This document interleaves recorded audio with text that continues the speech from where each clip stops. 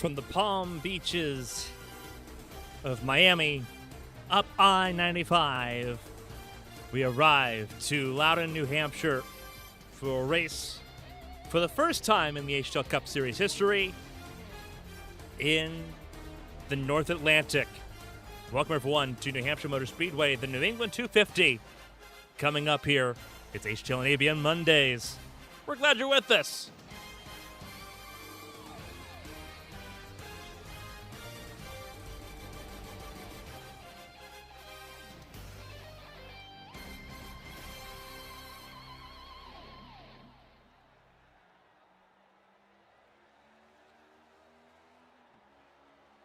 Four races remain in the HTL Cup Series regular season.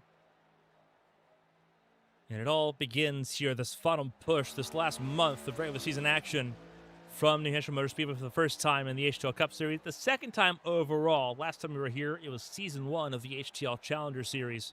Pacey Wygant was winner that way en route to the championship that season. He was 14th fastest in practice. Emily Howe comes in as the race winner from Miami a week ago. She's been the points leader most of this campaign as things currently sit. Emily Howe over Pacey Wygant right now. Caitlin Height, Bryn Roberts, Dustin Hall, Josh Arnold, your top six. Eli Sasek, Zach Meredith, Patrick Oberstadt in relative safety. Bobby Flowers, breaking news for him today, suspended following a confrontation in an incident in Homestead Miami Speedway. Remember the hard racing he had with Pacey Wygant a week ago. Manipulation post-race, an attempt to get Wygant penalized for a post-race spin, turned out to be embellished. He was suspended 2 races, so that takes effect both here and the Firecracker 400 next Monday in Daytona. He had just climbed up to the top 10 in points and will fall down rapidly, as these next 2 races will determine. Tucker Sawyer, 11th place in the points right now. Christina Ryan tumbling from 8th after missing last week. Also not present tonight, recovering from surgery. Raced last night in Winston. Didn't feel great in that race in Winston. This race over double a Winston race distance here at New Hampshire. Christina Ryan deciding to take health into consideration and miss out on this race with eyes set on returning to the racetrack in Daytona. Byron Jones, Zach Apperson, Stephen Oberstadt, and Mo Perry sit on the plus side of the cut line here. Mirabella Viscali below the cut line right now, 17th, but it's on tiebreaker. Mo Perry, second place at Talladega, helping keep him afloat in that tiebreaker situation. Blake Henderson, 5 points out of the playoffs. He's only missed the playoffs once in his career. He would like to not make this twice. Brady Smith, Alfred Denny, John Matthews have some work to do. Within touching distance, John Matthews not present tonight, dealing with nerve pain issues. Casey Ellis in the 98 car tonight. DJ Trout is also present, did not take part in the opening rounds this campaign, but since taking over the 31 car, he has put himself in a position to potentially be in the playoffs. Keep an eye on the 31 car, especially as this month rolls through. Derek Miller, Dale Markowski, they've got some work to do tonight. We'll see how that pans out for both of them as they try to make a push for the playoffs. Those outside the top 24, it's a bit of a stretch. Elias Flores not present tonight, replaced by Philip Collingwood, who makes his debut in the 99 tonight. Bailey Thompson in 26th, sitting a pretty decent way out of the points right now. Philip Snipes alongside. Philip Snipes was not intending to be a playoff driver, was only brought in initially for the Daytona 500, won that, and has since done most of the regular season as a bit of a bonus. James Wright missed last week, throws him out of the conversation in 28th. Nick Pressey not present tonight, dealing with personal matters. He's 29th in points, so his chance of making the playoffs have come to a reasonable close. Same with Jason Scott. Rudy Valentin was never intended to be in the playoffs. That being said, still 31st, ahead of several full-time drivers in the points. Richard Odie, Gary Donaldson, Olivia Pereira, and Martin Roberg, all behind Rudy Valentin. He's only done 2 races so far in this campaign. Josh Susie in 36th. And then you have June Jimenez, who is not racing any further in this competition. Hunter Peach, 38th. Hunter Whitlock, Malachi Tracy, not present tonight after finishing on the podium in Miami. Blue Jade now in the 98. Sorry, Blue Jade in the 34 this weekend for Bobby Blowers filling in. Probably going to be in the same position on next Monday's race in Daytona. Casey Ellis in the 98 tonight as the Outlaws cars continue their musical chairs. Marcus Chafin, 43rd. Lily Frazier, 44th. Not present tonight. Kevin Gibney Jr., Davis Muir Jr., 45th and 46th. Ruby Nakamata in 47th. Austin Mongold, 48th. A lot of drivers only doing 1 or 2 races in this frame. Cade McKee, DJ Anderson, Jared Philpott, Angel Santiago, Mark Parkhurst, Shad Swatsworth, Justin Mulliken, Wesley Worley, Tristan Bayer, and Carson Lucas, rounding out the 58 cars that have set points on the board.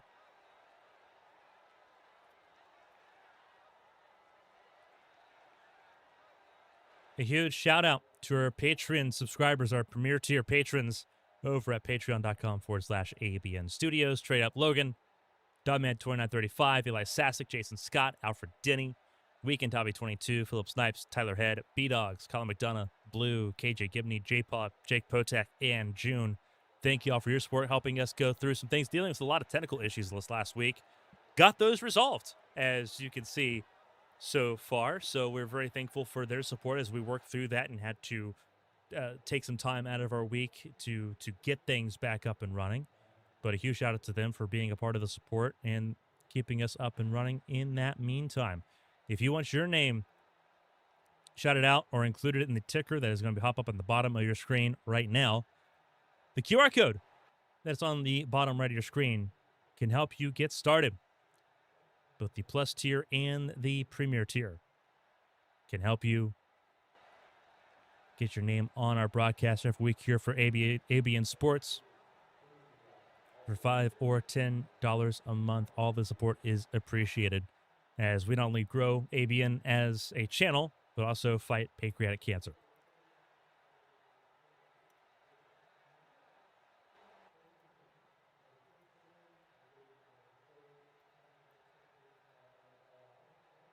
Qualifying, practically done and dusted. Not many left to run qualifying laps. Byron Jones is on the qualifying time at the moment.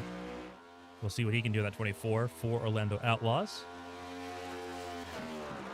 21 have set lap time so far. Jones will be the 22nd to do so. Eli Sassick also joining the racetrack here.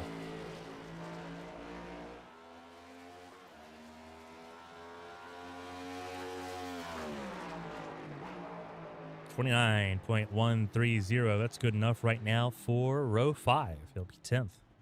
Patrick Oberstadt currently the fastest in qualifying. Very close margins between Oberstadt, Wygant, and Howe. We'll zoom in on that in a second. Eli Sassick on a qualifying run here with less than a minute to go. We'll see what his run looks like here. Only one lap. No time set for Casey Ellis, Bailey Thompson, Dale Markowski, Derek Miller, Gary Donaldson, Jason Scott, and Zach Meredith so far in this event. Cross start finish line for Sassick. 29.129. Sorry, 29.146 is what it upgrades to, so he'll be 11th right after Byron Jones. And we'll look at the lap times here. Patrick Oberstadt on pole, 28.865 for Patrick Oberstadt. Almost identical, down to the 10,000th for Pacey Wygant. 3,000th separates Emily Howe from pole position. She'll start inside row 3 as time expires. Arrowhead in row 3. They finished 1-2 a week ago. Emily Howe and Caitlin Height in that second row. Mo Perry and Olivia Pereira in row 6. So warm up 5 minutes the drivers have now to get out of qualifying setups and into their race trim and get ready to go. So let's go over some information on our end here for HTL on ABN. With 4 races to go in the regular season. Just a little over a mile. It's called the Magic Mile here in New Hampshire. 156 laps for 250 kilometers. Banking here, if you look at the way the track is laid out here, it's a pretty wide racetrack in theory. How practical is it? We'll find out as this race actually rolls along here. The inside lane for the turns here, it's at 2 degrees of banking. The outer grooves are at 7 degrees of banking. So usually that very first inside groove next to the white line is not the preferred line. Drivers have figured out a way to make it work, so we'll see how drivers adjust as this race progresses. 156 laps theoretically should not be a long race tonight, but that is, again, in the driver's hands. We have seen races in New Hampshire turn into disaster pieces. The ARC's HTL Cup Series, the last couple seasons we broadcasted them. 19 cautions, 21 cautions. It can get ugly. As we mentioned in the race preview earlier this afternoon, this could be a flashpoint for a lot of frustrations. We've seen a lot of buildup, a lot of simmering tensions amongst a lot of drivers in the field. Could tonight be a flashpoint for some of those issues? Bobby Blowers not being present, suspended, puts the Blowers and Wygent feud on hold for at least a couple races. The next time we'll see them on the racetrack together will be the road course in Daytona in 2 weeks. No Dustin Hall, no Christina Ryan. Dustin Hall had quite a dust-up with the Ascent cars over the last few weeks. Despite the fact he's had success, the Ascent cars getting under a lot of drivers' skin. Some of those drivers not present for this race tonight should hopefully bode well for everybody in that situation as Dustin Hall enjoys his vacation over in Vietnam. Christina Ryan, not happiest with this 7th generation car, missing out, as we mentioned, dealing with the surgery last Monday that cost her a chance in Miami as well. She'll be back in time for Daytona, but this would be a racetrack that could easily get under her skin. She is not a huge fan of Magic Mile, so her missing out makes a lot of sense here. But there's a lot of rivalries that could be in play here. Henderson and Viscali, Byron Jones in that mix as well. There's a few drivers that could dust up in that conversation. We'll see how things play out there. Again, the Ascent cars and Caitlin Height, that's still a relevant conversation piece here. So there are still some interesting talking points that we may have to touch up on as this race goes through. 4 races remain, including tonight, 3 after tonight, the Firecracker next Monday in Daytona, in the month of August, just after Labor Day. Actually, September 7th is Labor Day. Daytona 250, that's the road course at Daytona. And then the BFL 500 at Charlotte ends out the regular season on September 14th. Playoffs begin with the Southern 500 as normal, September 21st, September 28th. Watkins Glen rounds out the month of September and gets us well underway in the round of 16 for the HTL Cup playoffs. Short track package is in effect here in New Hampshire. 750 horsepower, no rear diffuser, lower downforce package than what we see at the intermediate tracks like Homestead Miami Speedway. So that's going to be a pretty big ordeal for these drivers to have to come to terms with. Not many short ovals on the calendar, mostly road courses is what we see this at. So you'll see how things play along here. A lot of drivers commented this afternoon that there was a lot more grip than they expected going into this race. A lot of drivers were really lamenting this race going through Miami a week ago. That tune has changed a significant degree as we have approached this race this evening. Whether or not that stays the case or not remains to be seen. But drivers pretty optimistic about the amount of grip available right now and what's actually sort of on the cards for them tonight.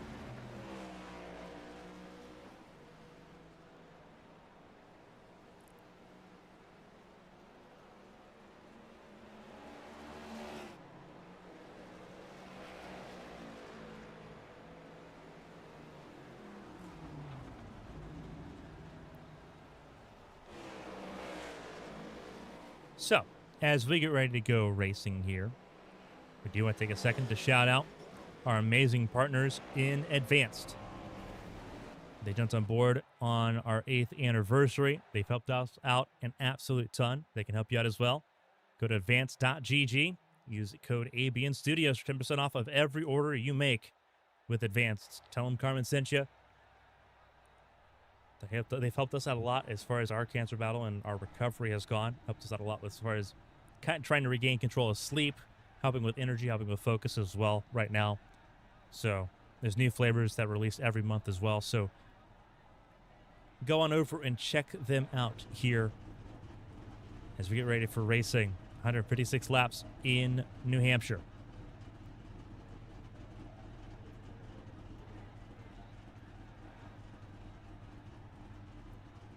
"30 cars ready to go racing here in New Hampshire." So let's get the party started.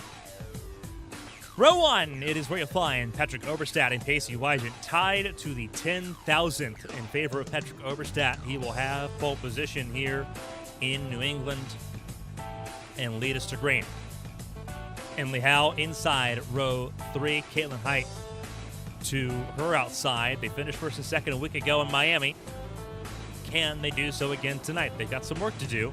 Casey Wygant and Patrick Oberstadt will not be easy for them. Mo Perry trying to get back on that grind. He has had a downward skid, almost in a free fall. Can he stop that? Qualifying says he might. 5th alongside Olivia Pereira, who has once again found qualifying pace. Race pace, though, still lacking in the 96 car. Can they trend upwards here in New Hampshire? DJ Trout and Mirabella Viscali, row 4. They make up your top 8. Josh Arnold has an EOL. You saw him drop back. He had issues at Homestead Miami Speedway a week ago, but he qualified 9th. Aaron Jones completes the top 10 there. Eli Sassick and Tucker Sawyer, they qualified row 6, 11th and 12th on the grid for them. Remember, everyone in the inside lane moves up with the EOL for Josh Arnold. Blake Henderson qualified 13th alongside Stephen Oberstadt. Philip Snipes and Zach Apperson make up row number 8. Row 9, Richard Odie and James Wright in the mix here. And then you have Brady Smith and Philip Collingwood. Rounding out your top 20, Collingwood on his debut, replacing Elias Flores, who's not available tonight.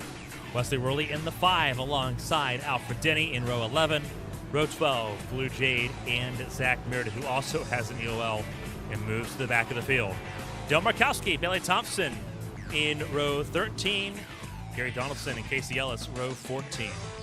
Row 15, Derek Miller and Jason Scott rounds out this 30-car field. All 30 present, all 30 ready to go here in New England. 156 laps. It is time to get this party started. Reminder, stages lap 50 and lap 100. Pretty easy to remember.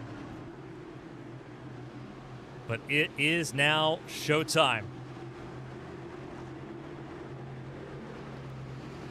Oberstadt, Wygant, front of the field. The green flag flies. The New England 250 is sent away.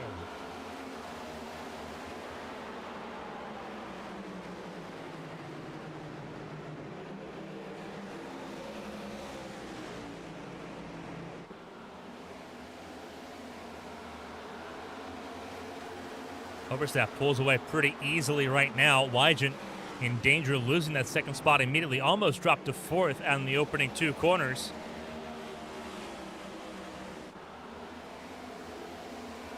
We complete lap 1 under green flag conditions. Howe does get clear. Wygant will try to battle back there for that second spot. Emily Howe, that looked like a nasty tag of the fence. We have some onboard cameras there for the 15.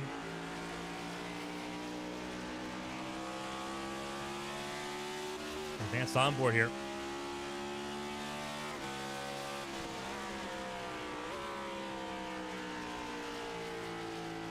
You see Oberstadt the 88 just up the road there.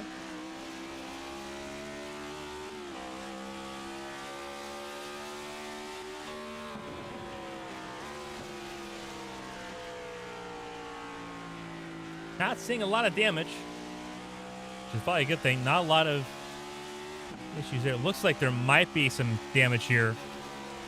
Caution has come out, and you can see the body panels are not flush, so there was contact. The issue, though, I believe, was either with Mo Perry or Gary Donaldson. A lot of damage on the nose of the 22. So we'll take a second here and find out what took place.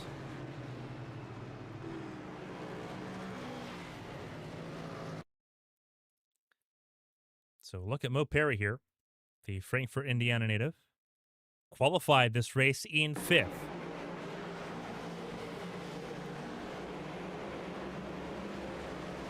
Tried saving it. Came to a stop.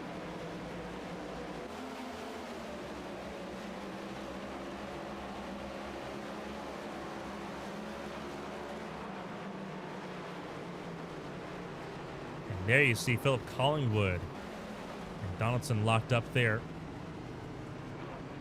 So we'll get a better look at that. So Mo Perry not involved. He did get damage off a tag in the inside wall, but that's not what drew the caution. This is. Lock up there for Collingwood. Got bumped by Josh Arnold. Gets bumped again there by the 8 of, I believe that's Dale Markowski. It is Dale Markowski. So a bit of a chain reaction further back in the field after Mo Perry lost his initial starting spot.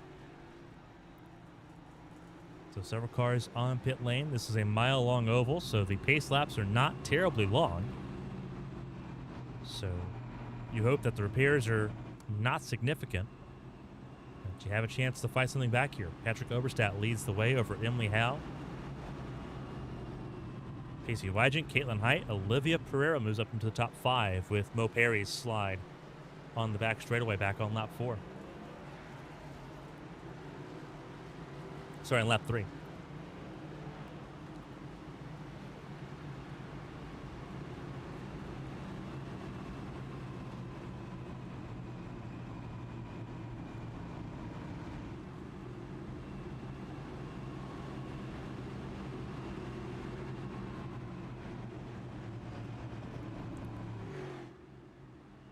Oberstadt choosing the outside lane.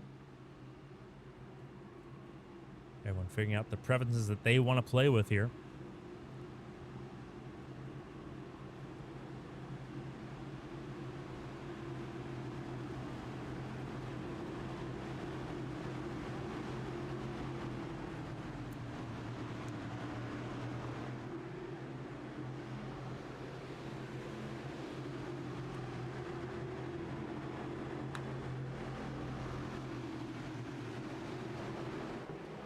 Pace car is in, green flag flies. We're back underway here in New Hampshire.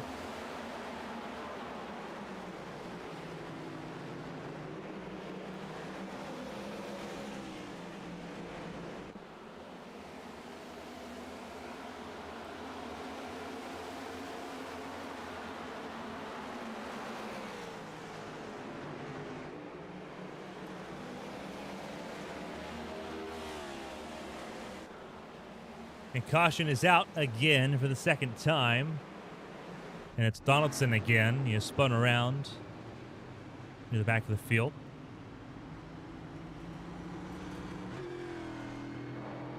California in trouble immediately on the offset again. We'll take a look at the second caution of the race. And this is what it looks like for the 22. Just kind of loses it on his own in the bottom lane. We talked about it. 2 degrees of banking on that very inside lane. That second groove upwards towards the wall. 7 degrees of banking. A lot easier for the racing. You need to have a really good balance on your car to have that. And with a damaged race car, that may have been taken away from him. Getting up to speed there. He didn't even have a full lap under him with that.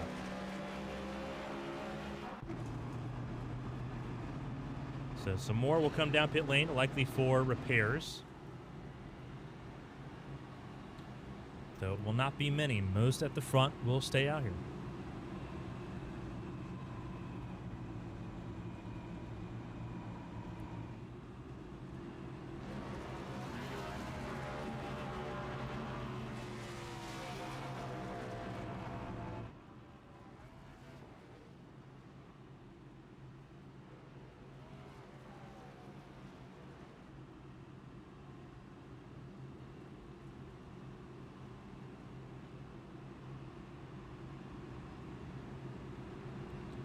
Some stat lines for Patrick Oberstadt here. He got his 4th pole tonight. This was entering the night. 56 starts, 3 poles, 3 wins, 10 top 5s, 20 top 10s. Not a bad metric.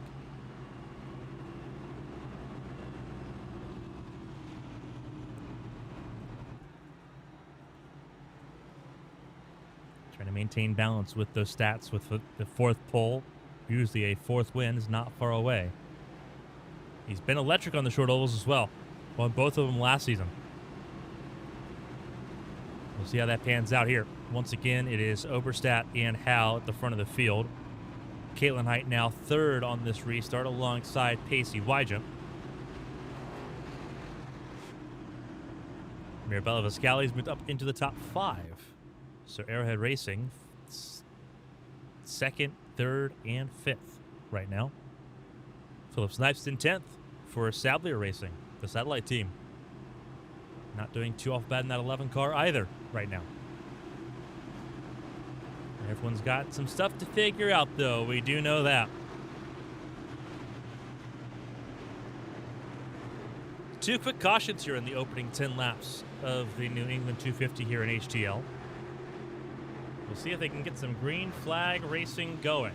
Patrick Oberstadt and Emily Howell at the front of the field once again. Away we go.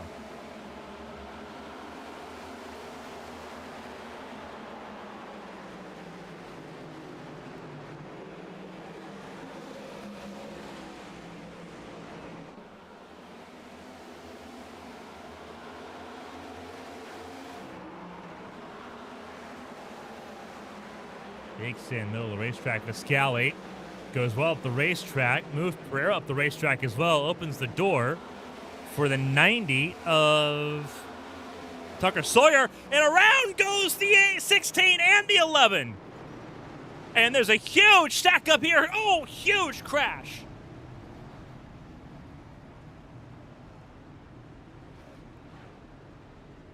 Philip Snipes got hit hard, I think, by Derek Miller.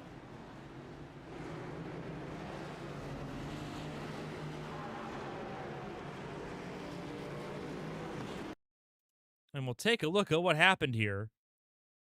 Contact between the 16 of Viscali and the 96 of Pereira. They bounce off each other. And Viscali hooks the 11 of Philip Snipes. And they both sit perpendicular on the racetrack here. Not a lot for anywhere, not really anywhere for anybody to go. Everyone tries to pivot. Meredith gives Henderson a shot there, but they make it through. Derek Miller just commits to the wrong lane and smacks the door of the 11. I would be surprised if Snipes' race is able to continue there. Viscali takes a hard shot as well from Collingwood.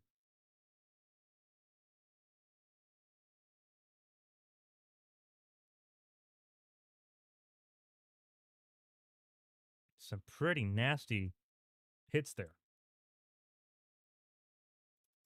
So let's ride on board with Viscali.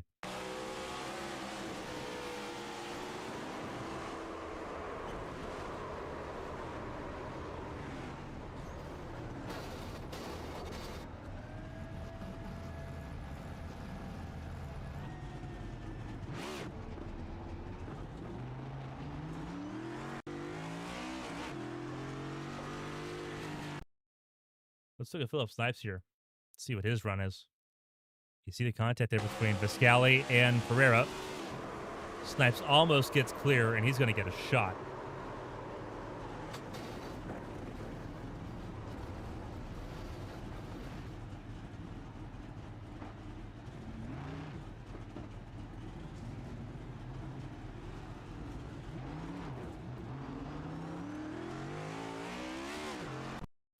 On board Derek Miller.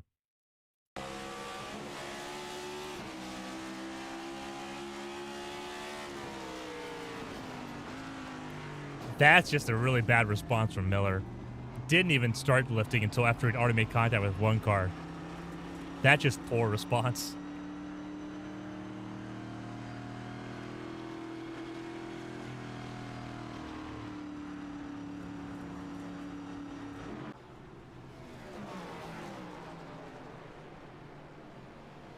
Viscali, Collingwood, and Miller all more than a lap, at least one lap down right now. Philip Snipes stays on the lead lap. Somehow, he stays on the lead lap. Miller, Collingwood, Viscali do not. So they've got a lot of work to do as we get ready to go back racing here. Third restart of the night. on lap 15. Green flag flies, away we go. Very disconnected restart there at the front of the field. Viscali rejoining the racetrack, now multiple laps down, 2 laps down for the 16. Emily Howe going for the race lead here on Patrick Oberstadt. Couldn't quite clear him mid-corner. But Emily Howe knows now that we're going to have a lot of cautions in this race. Try to race for that race lead. She led that lap to start lap 17. Running the bottom of the racetrack, the apron, trying to find that advantage. Not quite working against the 88 now that they're up to speed. But gave it a really good shot there. Oberstadt holds on. Caitlin Height sitting steady in third. Eli Sasick up to fourth ahead of Wygent, who has slipped back a couple spots here on this restart.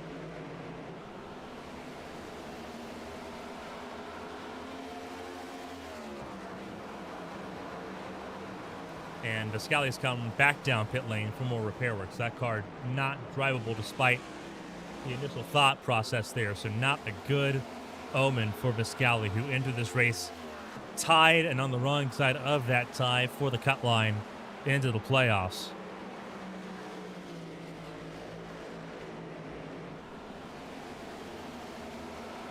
Doesn't mean much, but we have now reached our longest green flag run of the race. And I say that's a commentator's curse right there. Casey Ellis spun around the wrong way.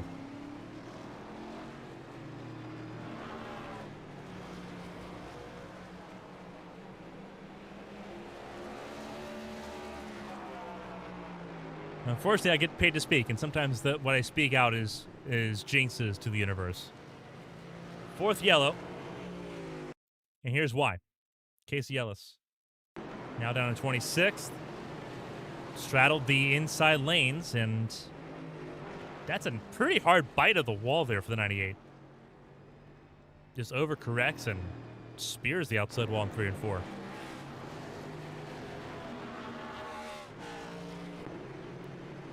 And so Ellis will likely come down pit lane for repair work. Because all the cars that were off the lead lap are on pit lane, none of them will get the free pass in this exchange. But what this does do is it slows down the rate of which they were going laps down.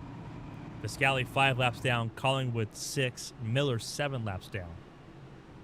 And Ellis will come down pit lane, likely with a couple others. I would not be surprised if Philip Snipes comes down pit lane here. James Wright coming down pit lane as well. James Wright, Zach Apperson, basically everyone outside the top 20 coming down pit lane here. The top 20 stays out.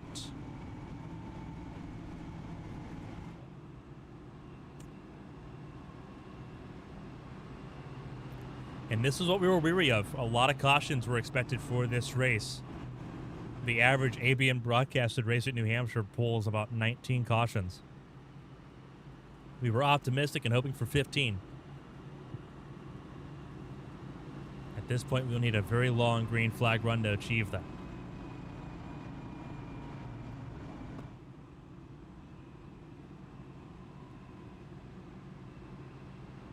Patrick Oberstadt almost lost the race lead on that restart. Emily Howe fired off really well. So he's got to keep that in mind. He's got to make things up on this restart. Sasick will be fourth on the outside lane. It'll be both the Arrowhead cars on the inside lane, Howe and Height. Second and third. Philip Snipes down pit lane for more repairs. He will go a lap down here. The reason why, his car is drivable, but because most of the field are behind him, Viscali, Collingwood, and Miller are multiple laps down. As long as he circulates, another caution gets him right back on the lead lap. Not a bad gig to have for Philip Snipes right now. He has played that, I think, as well as you could. Secured himself being the first car a lap down. And that gives him some added time because you're banking on a fifth caution being in pretty short order. And he's leaving pit lane now. So, yes, so he was 100% banking on the idea of a quick caution. Just stayed on pit lane a little bit longer to get that free pass right back. Now, he does have to avoid the landmines that are these spins and crashes. If he can do that, he's set. Pace car is in. Green flag flies. Away we go. Oberstadt jumped everybody on that restart. Emily Howe gets clear. Sasek and Height. That's a wonderful combination to be sitting side by side entering turn one. But they play nice for now.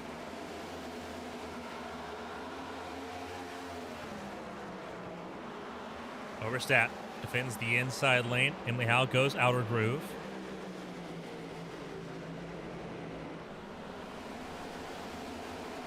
Sasek clears Caitlin Height for that third spot. Wygen holds on to fifth ahead of DJ Trout and Olivia Pereira.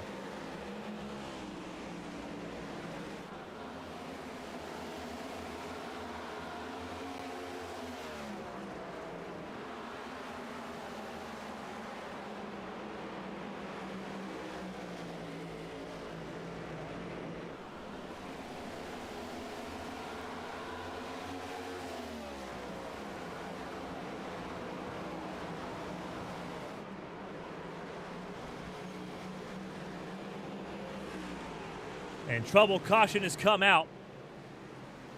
And it's Emily Howe who has spun around backwards here.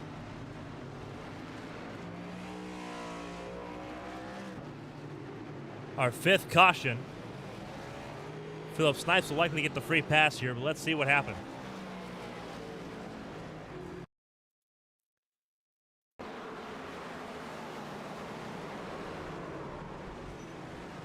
Huge hit for the 15 there.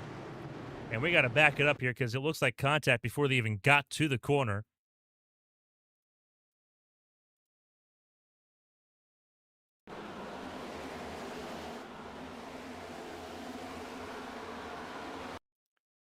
It looks like Emily was not expecting Oberstadt to slow down as much as he did for turn one and kind of just ran him over. Oberstadt somehow saved it, though. Emily Howe overcorrects it, and into the wall she goes. And that'll be some extended repairs for the 15 car. Rare mistake from Emily Howe there. Not too costly on the side of things as Philip Snipes gets the free pass to rejoin the lead lap here.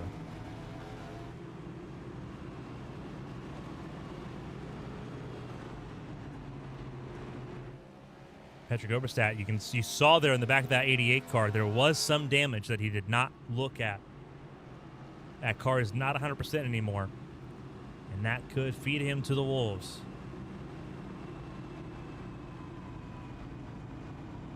Actually, that car doesn't look too bad. Looking closer, it looks all right. So he may have gotten away with one.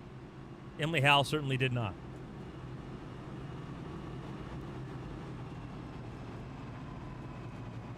Both the Scally and Collingwood 10 laps down. We have the first cars a lap down at the moment, but they are in trouble with these cars that are on pit lane. Emily Howe going a lap down does not help Mirabella Viscali at all in trying to get laps back here. Derek Miller's race is over. He is the first retirement of this race. Emily Howe stays on the lead lap. Importantly, will stay on the lead lap, and that will help out Viscali a decent amount. But Viscali's got a race directly with Philip Collingwood. So this battle at the back of the field is going to be pivotal.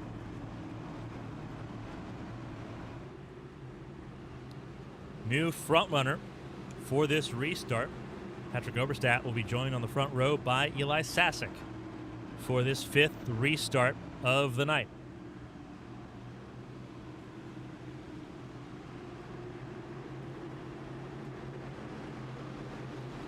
Ready to go back racing here. Oberstadt, Sasek, Height, Wygen, Sawyer, Pereira, your top six. Green flag flies, away we go.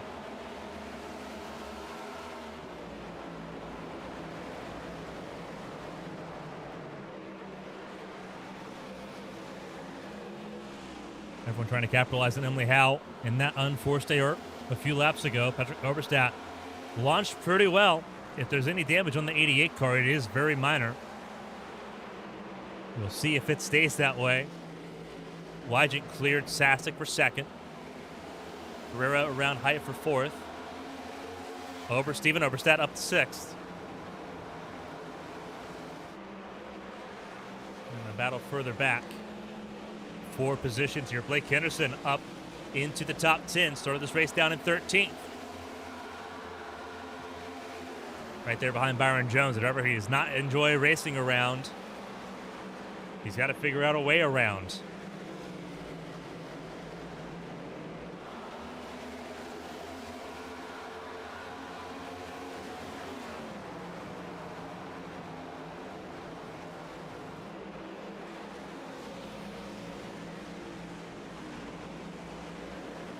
Patrick Oberstadt, fastest lap of the race. 28.97. Wygant trying to reel him back in. Caitlin Height's gotten back around Olivia Pereira there in that number 13 machine. Steven Oberstadt, usually he does well on these short flat ovals. He's showing that right now in 6th. DJ Trout in 7th. Jones, Sawyer, Henderson, your top 10. Brady Smith in 11th. Behind him, Mo Perry trying to recover. He spun out of 5th place earlier on in the race. Caution has come out, and it's trouble. Casey Ellis, James Wright, and Philip Collingwood, it looks like here. And by default, that should give Mirabella Viscali the free pass. 6th caution tonight.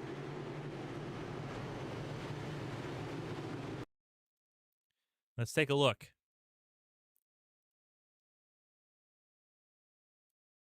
See Collingwood ahead of Wright and Ellis. Collingwood just spins. James Wright tries to avoid him. So does Ellis. And Ellis just locks up the brakes and just spears the outside wall.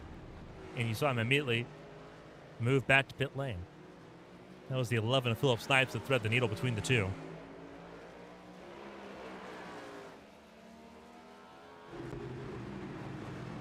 So some work to do. Viscali getting the free pass.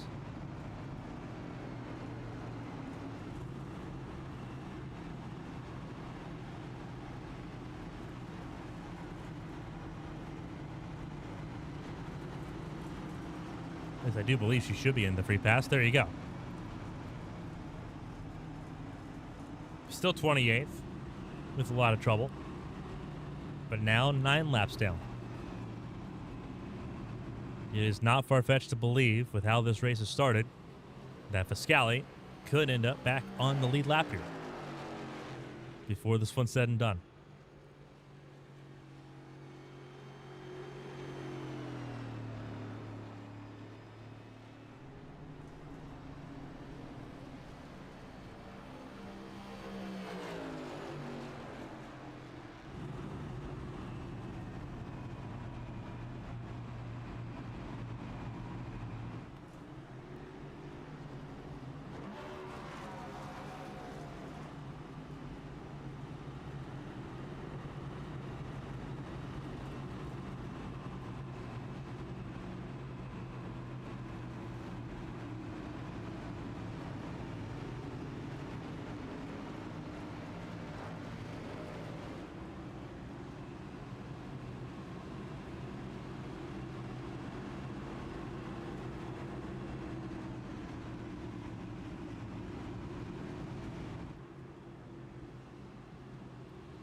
Getting ready for our 6th restart of the evening. With Oberstadt and Wygant, both Oberstats in the top 6. Patrick at front, Steven in 6th. Wygant, Height, Sasek, Pereira in between the two.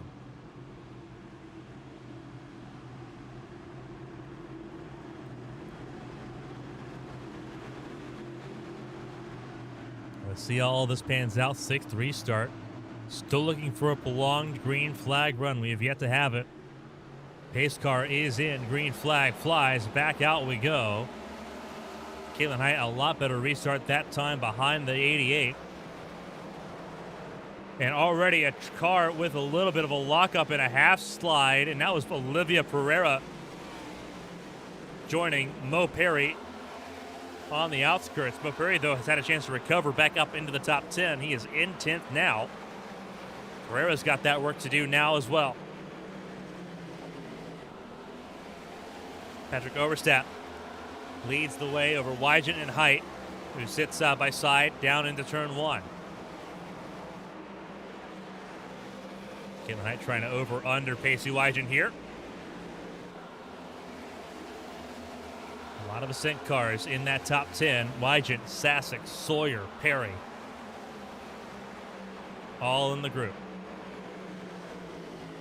Emily Howe back up to 18th. Keep an eye on that 15 car. She slices and dices through the field using the apron. Being bold and daring in her attempt to get back into the top 10 to contend with the front runners. Trouble further back. James Wright has had an incident all his own, but there you see he is still rolling on the racetrack.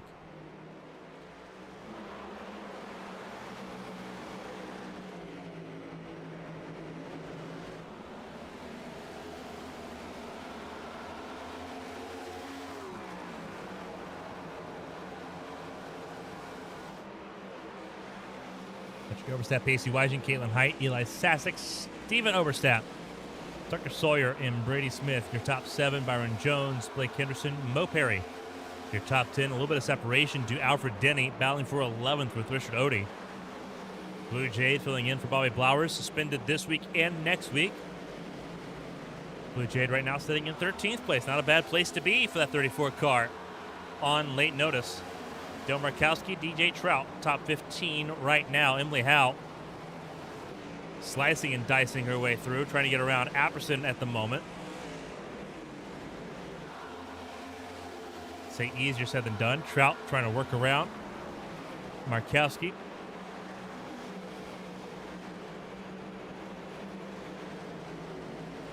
As they sit side by side on the exit of turn 4.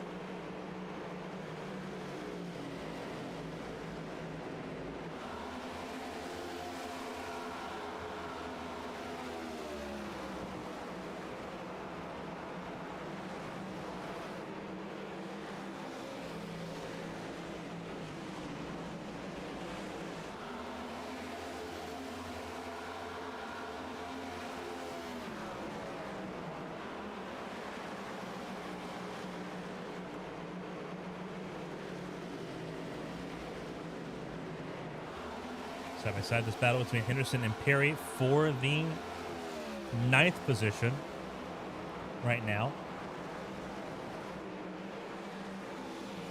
Henderson trying to hold on to it. Perry trying to take it back. And Henderson gets himself clear again of Perry. So Henderson stays 9th. Mo Perry in 10th.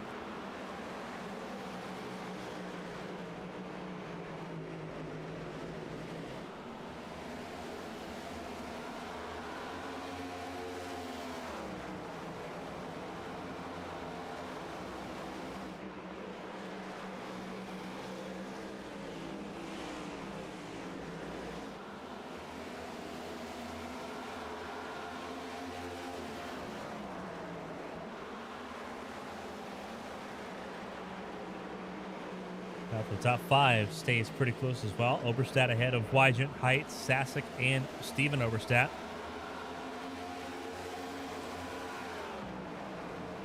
Now getting closer and closer to the top 10. Now working against Richard Odie.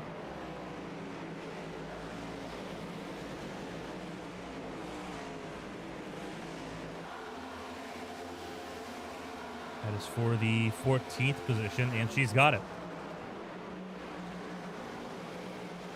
Longest run of the night so far under green flag conditions.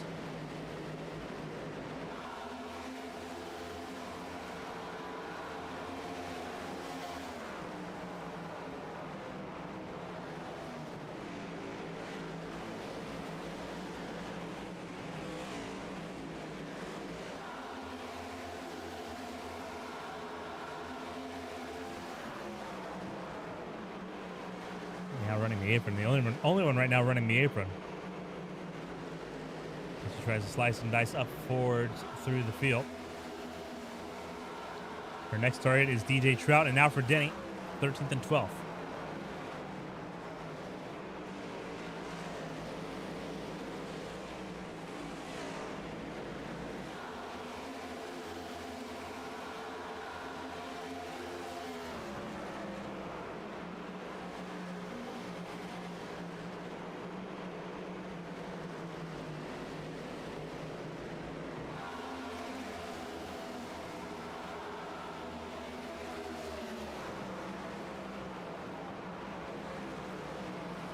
Three to go in stage one. Only how likely to miss stage points here in this opening stanza. But it won't be for lack of trying. Up to the 13th position. Around out for Denny. Look at Josh Arnold beginning to slice his way forward. Around Henderson is what he's trying to do. Deep in lap 33. So he's got some fresher tires on board that number 12 car. Same with Emily Howell in that number 15. Almost everyone tagged the wall except for Josh Arnold. He's got fresh tires and he's using them pretty well. Coming to the white flag in stage one. Emily Howell is now back in the mix well and truly. Patrick Oberstadt leads the way from Pacey Wygent. Height sits still in third. Fourth still for Eli Sasek.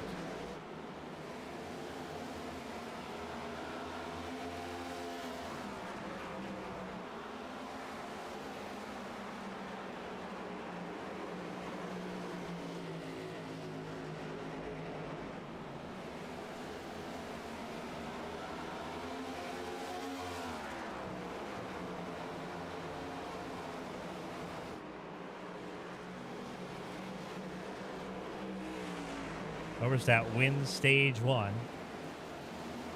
And now the melee continues just on the skirt of the top 10.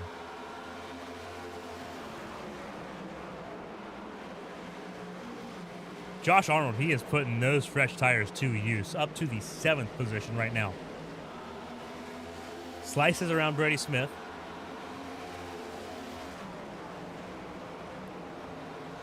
Josh Arnold is leading the alternate strategy right now. There's a little over a dozen cars that have to come down pit lane. And because we had the cautions in bunches, all 6 of those cautions in the opening stanza.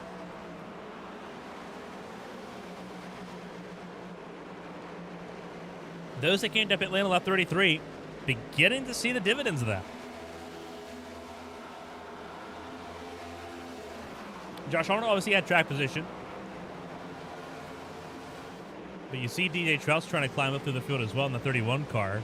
And Emily Howell, she has carved her way forward, using that apron as much as she can to try to get around Henderson and Byron Jones. Henderson still lamenting being around the 24 at the moment because he has been held up and moved out of the top 10 because of it.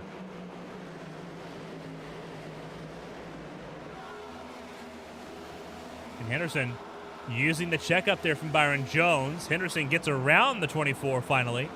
And Byron Jones actually loses a couple spots because there goes Mo Perry.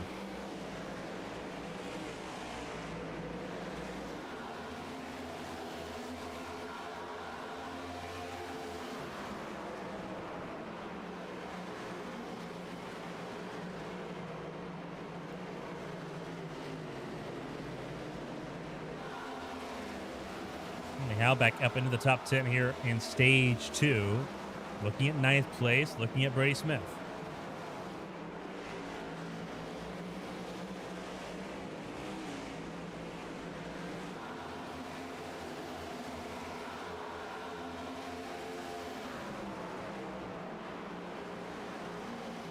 Sasek has found his way around Patrick Oberstadt. Car is about to go a lap down. 2 Arrowhead cars, the 14 and the 11, not having the greatest of days here. Phillips snaps a damaged race car from the earlier portion of the race. James Wright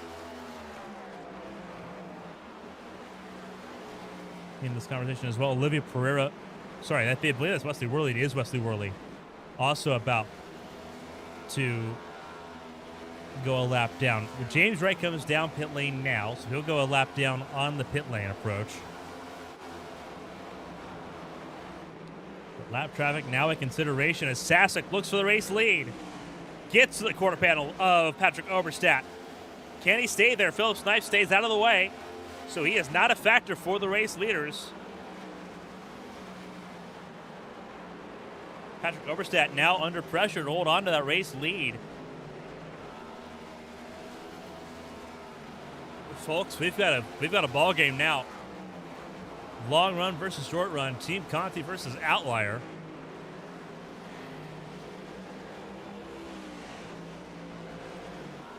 More drivers beginning to use the Emily Howe line, running the apron. Bailey Thompson the next to join in that process. Patrick Oberstadt trying to stay ahead of Eli Sasek the best that he can. Car coming down pit lane.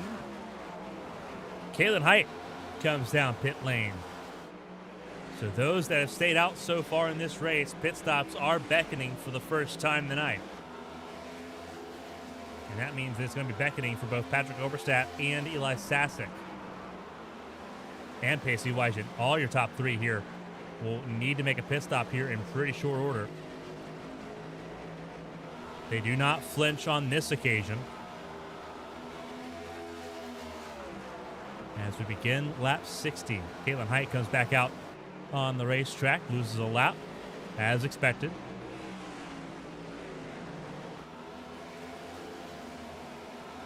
Brady Smith comes down pit lane this time.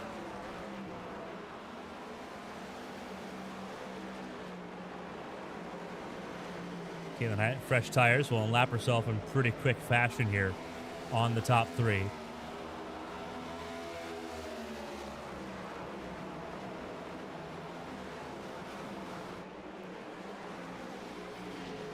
Running that very inside lane, that lower banking.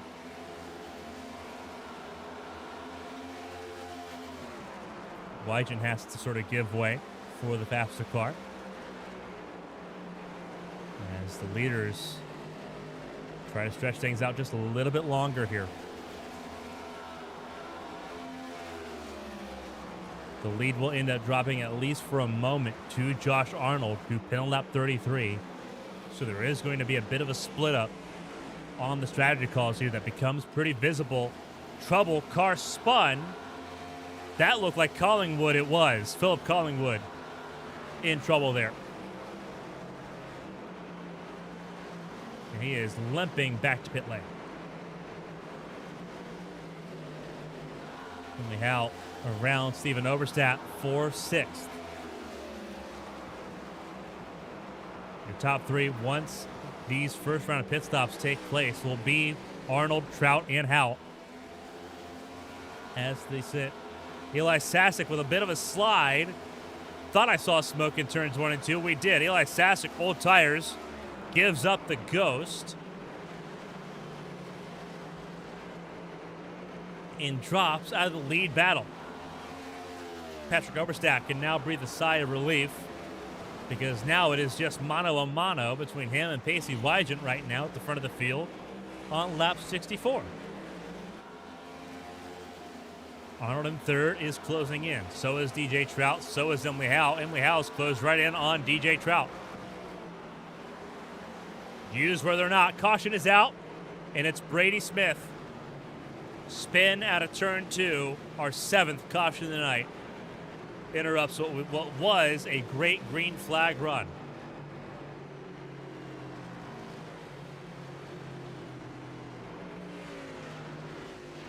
Philip Snipes will be the free pass recipient. With Brady Smith going a lap down and being the cause of the caution here. So let's take a look at Brady Smith here. Tries getting around Stephen Oberstadt. Does he get tagged by the 3? No. No contact there between him and Stephen Oberstadt. Just guns it too hard and spins it out of turn 2. Makes pretty heavy contact with the inside wall as well. Not what you want to see. The Ascent cars have had a good race going, but you've seen a couple of issues for those Ascent cars between the first stage and the current stage. Most of it comes down pit lane. Philip Snipes will take the free pass.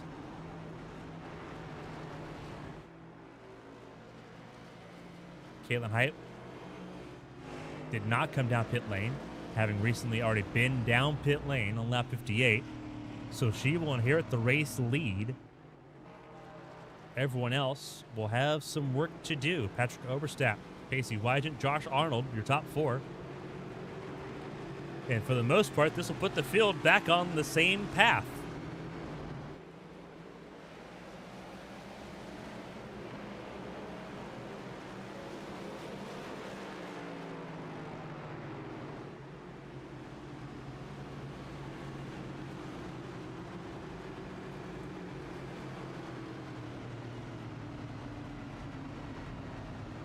Caitlin Height will lead the way. We will have, it looks like, 24 cars on pit lane, or 24 cars on lead lap. Give me 1 second to double count here. Make that 22 cars on the lead lap. Henderson getting some repair work done after tagging the wall a couple times. Philip Snipes also making his pit stop. He will join the tail end of the field for this restart as the free pass recipient. Caitlin Height out in front. Patrick Oberstadt now in second. First time he has not led a restart in this race. Trout and Wygant, row 2. Emily Howe inside row 3, I do believe. Sorry, outside row 3. Josh Arnold inside row 3. Stephen Oberstadt, Zach Meredith, Tucker Sawyer, and Mo Perry, your top 10. For our 7th restart tonight to kick off lap 68.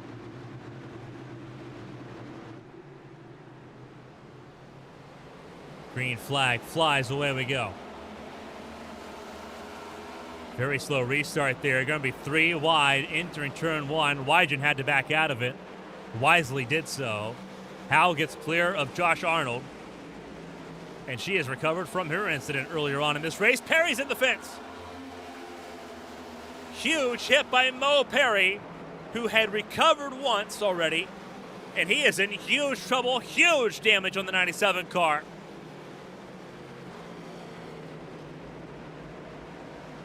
He will have to limp around another lap. What was looking so good, as we've said so often, has fallen apart so quickly for Mo Perry.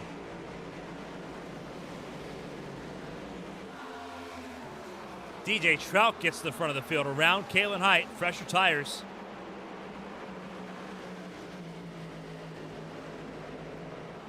DJ Trout now leads the way. Emily Howe seeing if her strategy on the tire offset will work here with everyone on the same tire plan. Caitlin Height trying to hang on to the second spot over Patrick Oberstadt. And it's a tight group right now. She does so. Oberstadt had to back out of it. Emily Howe in trouble. Half slide for the 15, and she drops out of the top 10 to 16th. No contact, though. And so she keeps things rolling. But it's very clear that that apron strategy only works if there's a tire offset right now, and currently, for most of the field, there isn't.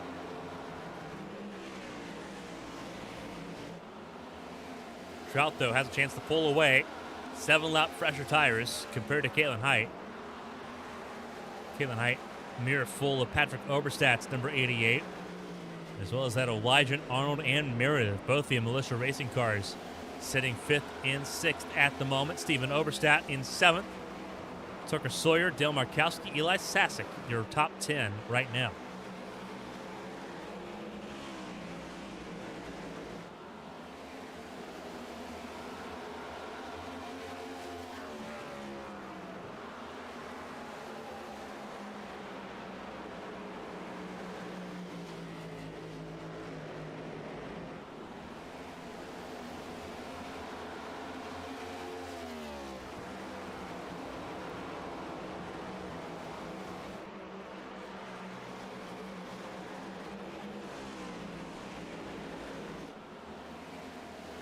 Lap 78 is halfway here in New Hampshire.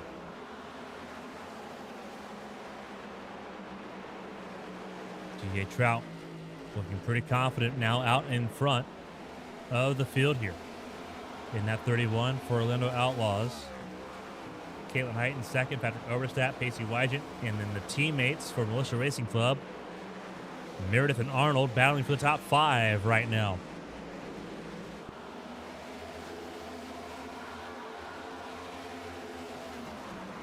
Several cars 1 lap down. Brady Smith, Wesley Worley, and Richard Odie 1 lap down. Any hopes of Mirabella Viscali getting back on the lead lap has been pretty well scuttled at this point. Likewise, same for Philip Collingwood. James Wright, his race is over. So 3 retirements, 27 still running.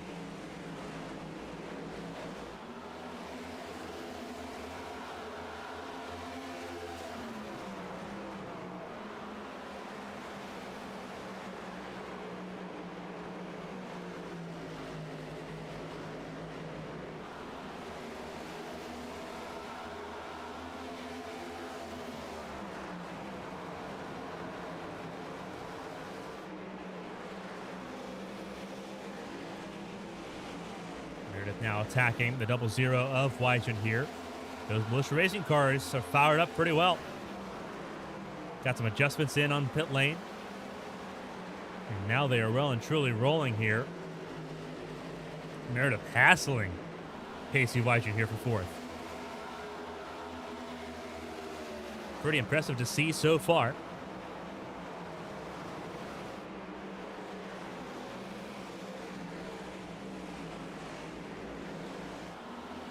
As we get closer and closer to the halfway point. Arnold, Oberstadt, Sawyer, Markowski, and Sasek. Your top 10 is how they round out here. Emily Howe trying to recover positions. Has recovered a few. Back up into 13th place. Next target, Alfred Denny and Byron Jones. That's 12th and 11th. Olivia Pereira back up to 14th place. Bailey Thompson in 15th right now. Not doing too bad. A lot of technical issues leading up to this race for 27. For the most part, it seems that those issues have been resolved. Jason Scott in 16th place. Blake Henderson, prolonged pit stop there for damage repairs. Set him back quite a few spots. He is now in the 17th position. Ahead of Blue Jade and Zach Apperson, Philip Snipes rounds out your top 20 right now.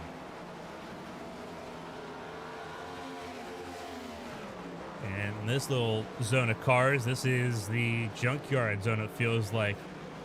A lot of damage race cars in this group. Just trying to keep things rolling on the racetrack. Trout leads the way by 7/10 as we begin lap 80. The second half of the race begins with Trout out in front. Patrick Oberstadt has made his way around the 13 of Caitlin Height. He will need to make that last pit stop just a few laps sooner than everyone else around her in the top 5. 2 cars running the apron strategy right now, running that apron line. Thompson has joined Emily Howe consistently in doing so. And you can see 3 wide here. Jones trying to make moves on Dale Markowski. Caution comes out, and it's for the 5 of Wesley Worley. Spin out of turn 2. Brady Smith gets the free pass on this 8th caution of the race.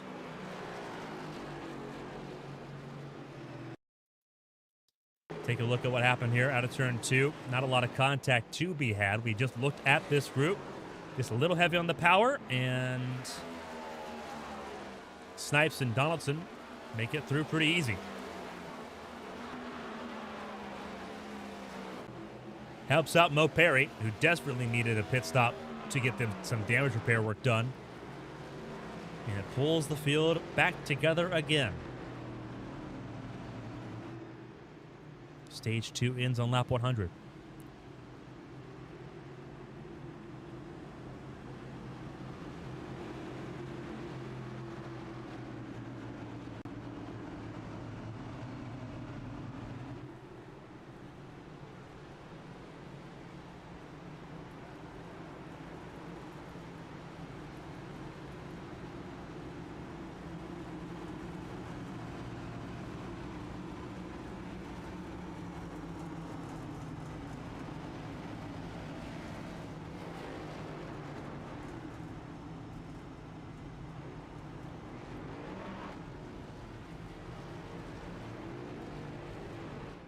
So pit stops take place. 9 cars stay out. DJ Trout, first car up pit lane, did not take 4 tires on that pit stop. Very bold strategy call there. Neither did Blue Jade, for that matter. So we'll see how things pan out here. Zach Meredith at the front of the field for this upcoming 8th restart of the race. Meredith over Wygant, Arnold, Stephen Oberstadt, Tucker Sawyer, Eli Sasek, Dale Markowski, Olivia Pereira, and Jason Scott stayed out. Everyone else came down pit lane at least for fuel. Some took 2 tires. Most took 4. And that feels like the smartest move to make. We will have 23 cars back on the lead lap. Mo Perry stays on the lead lap. Brady Smith joins them on the lead lap here. I believe actually Richard Odie also might be... Nope, Richard Odie is 1 lap down. Spoke us a little bit too soon. Car down pit lane now is Donaldson from 20th. So is there an issue on Donaldson's car? Because we're not far from going green here.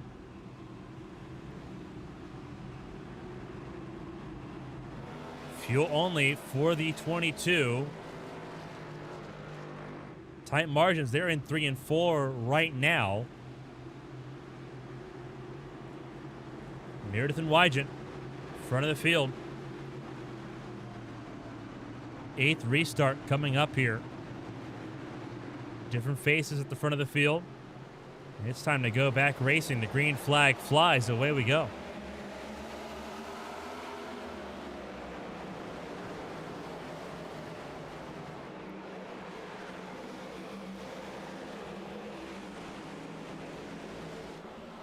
Trouble already further back. Philip Collingwood spun into turn 1 and struggling to get himself back rolling.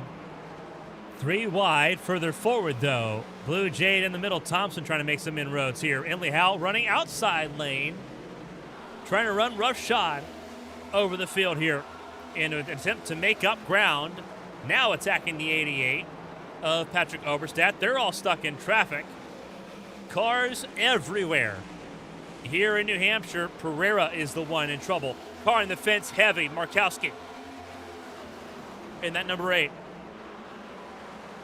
Emily Howe almost spun it again. Lost a couple spots in that process. But everyone's scrambling, looking for position. Zach Meredith in clean air. Feeling the peace of everything right now. Wygant Arnold, top 3. Stephen Oberstadt in 4th. DJ Trout, fuel only, in 5th. He has climbed his way forward, used a little bit of aggression, a little bit of elbow grease to do so. But keep an eye on that 13 car. Caitlin Height, 4 tires.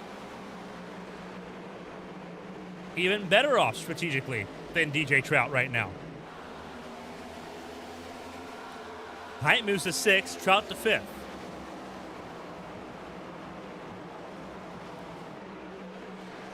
Eli Sasek, Tucker Sawyer, Patrick Oberstadt, Olivia Pereira in your top 10 right now. Markowski hanging in there in 12th ahead of Emily Howell. Henderson's moved back up into the top 15, but he's dealing with his teammate Bailey Thompson for that 14th spot. Zach Apperson makes it a 3 Musketeers situation, and Alfred Denny gives you the quartet of Tombstone cars, 14th to 17th. On the racetrack. Emily Howell still running that inside lane on the apron. Trying to make passes happen. Henderson just following through. The gaps are opening, and Henderson is just waltzing on through. That moves Henderson up into the top 12. And everyone in the scramble.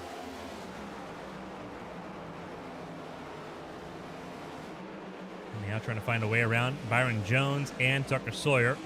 Blake Henderson using the more conventional line, that 25 car, trying to just move his way forward naturally.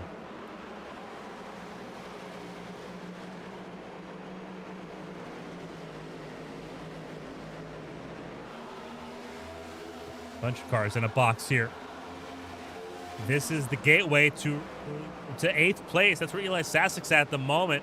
And that's what they're all fighting over. Almost 4 wide. Patrick Oberstadt gets loose. Does he save it? Somehow he does, and we stay green.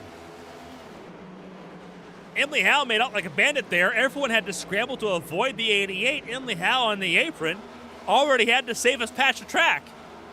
She's up to 7. Eli Sasek lost the most. He was the first one on the scene by proxy. And he drops out of the top 10, trying to get it back from Henderson. Breakneck pace at the front of the field right now, and then this mid-pack. Zach Meredith, clean air. Enjoying the peacefulness at the moment. DJ Trout trying to disrupt that, moving up into the second spot. Wygen trying to hold on to him. Caitlin Height taking her time, working through Josh Arnold and company to join the 31 in that chase for the race lead.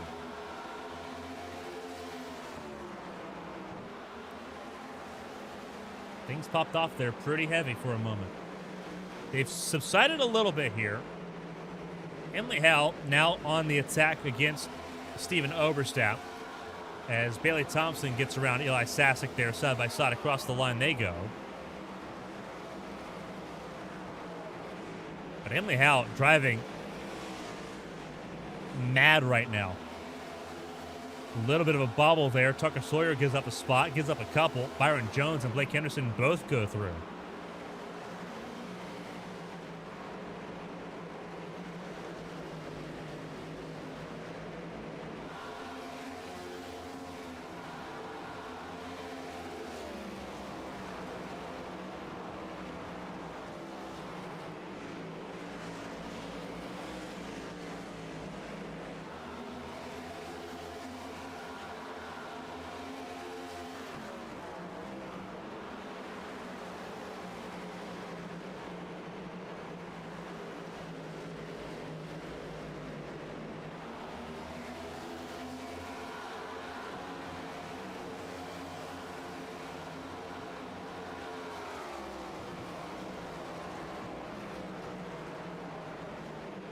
A little bit of smoke there. I'm not sure who it was from. Not seeing anything noticeable on our timing screen at the moment. Car in the fence, though. Pereira will lose a spot to Jade for 15th.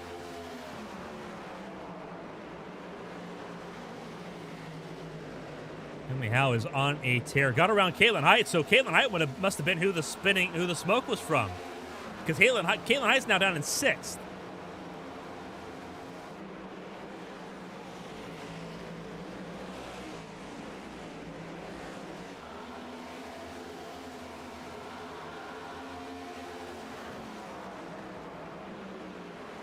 Emily Howe trying to find a way around the 0-0.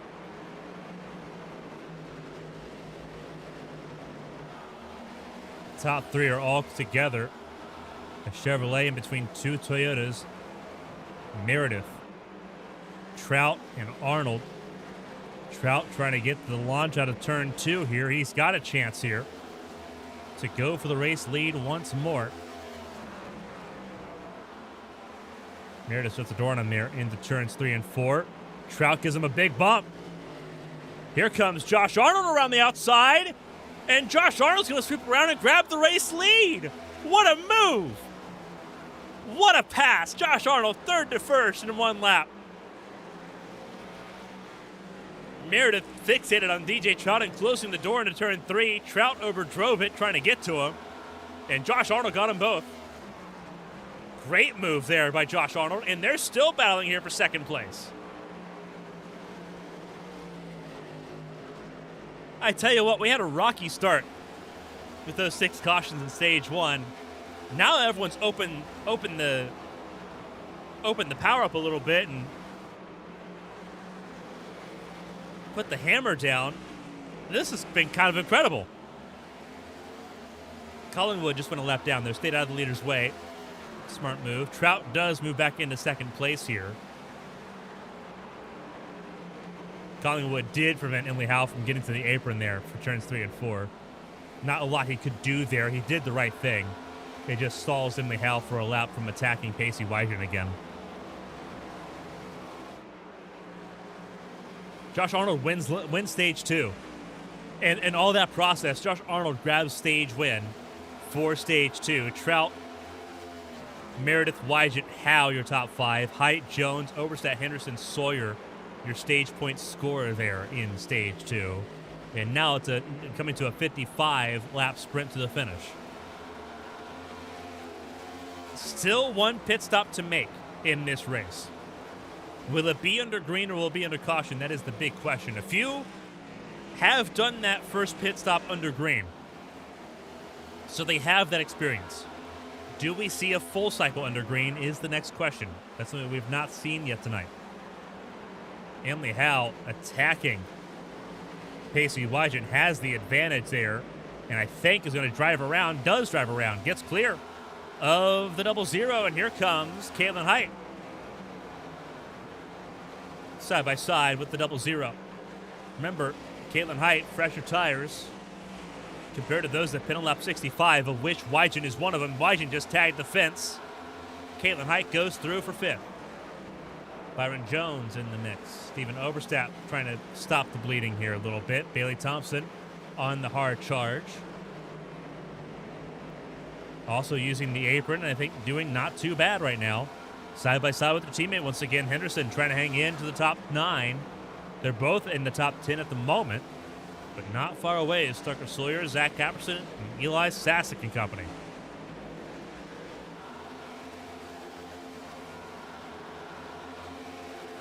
.23 cars on the lead lap, down to Mo Perry, who is not far away from going a lap down here.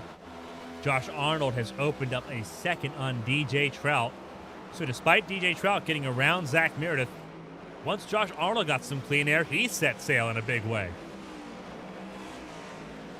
He has put a second on DJ Trout. In Arnold pit on lap 65, Trout has the advantage on fuel and what we believe to be right side tires. Are those tires beginning to fall away from them? Emily Howe's up to 3rd, having worked back forward from her spin earlier on in this race. Took a long time to do so, but there she is.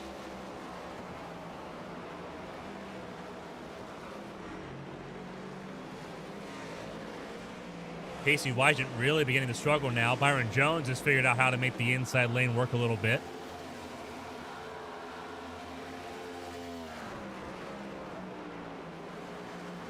This is a couple of teams with some bad blood towards each other. We saw a bit of that last week between Ascent and Outlaws, between Wygant and Blowers. It'll be the same case in point here.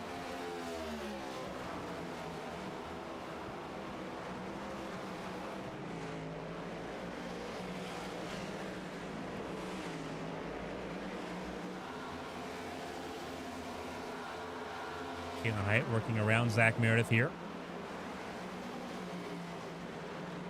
And the Arrowhead cars, 3rd and 4th, on the charge together.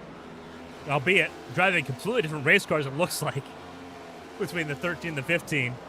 They were pretty similar a week ago in Miami. I don't think you could make them much different if you tried right now.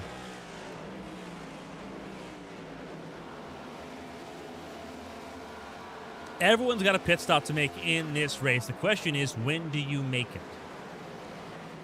Josh Arnold pit on lap 65. He'll theoretically be one of the first ones to come down pit lane. But the window to make it is good from here.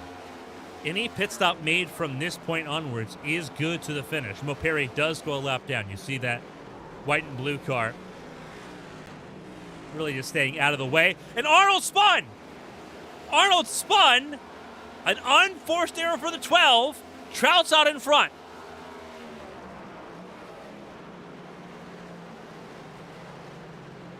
And we've got to back that up in a big way. Here's what happened to Josh Arnold.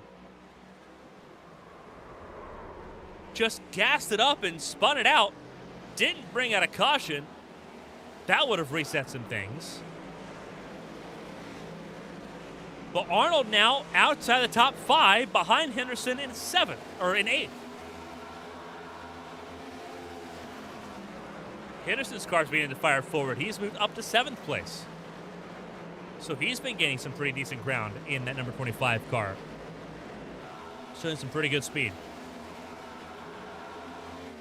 Trout out in front, but it's not by much. Emily Howe has target fixated on the 31. Target has been acquired. Trout with 2 tires, both Howe and Height with 4 on their pit stops. Same with Wygant, with Jones. Sorry, not with Wygant, but with Jones and Henderson. They also came down lap 82 and grabbed 4 tires in that exchange. Emily Howe tried the inside lane, no dice there. Goes outside lane, trying to late apex here through 1 and 2, and gets right to the bumper of DJ Trout. That was a really good play, and gets side by side entering turns 3 and 4. The issue is that there's not a lot of traffic now to hinder the 31. Arnold does come down pit lane this time. Not long after that half spin, he decides the cut is lost, as he'll come down pit lane, grab some fresh tires, and try to look at recapturing some of that track position through an undercut strategy. Smart play in the giant scheme of things.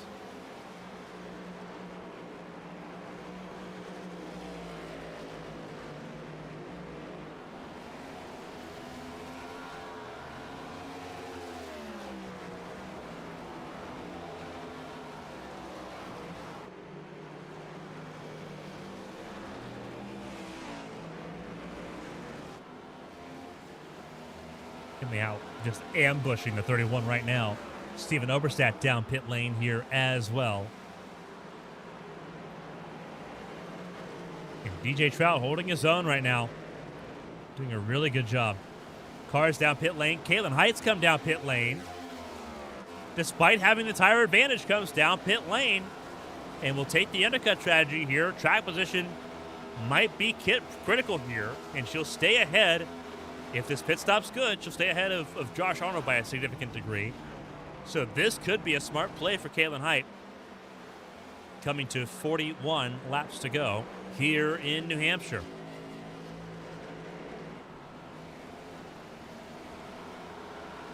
Emily Howe getting such a good run out of turn 2 and turn 4. Does not go to the apron this time. Caitlin Height leaves pit lane. Right there behind the race leaders. And she will quickly work to get her lap back from these two as they battle side by side. Emily Howe gets the advantage there in 3. Trout on the exit of 4. Can he rally back and grab that position right back? They'll be side by side. Emily Howe, though, has the race lead here to kick off lap 117, 40 to go here at the Magic Mile. And you see how close it is. Caitlin Height saw the pace of Josh Arnold, and now they are both log jammed behind the race leaders, trying to get their lap back here. A caution would doom them both. Emily Howe checked up the 13 just a little bit. Josh Arnold gets through and clear, and back on the lead lap. Car up pit lane now. That is Meredith.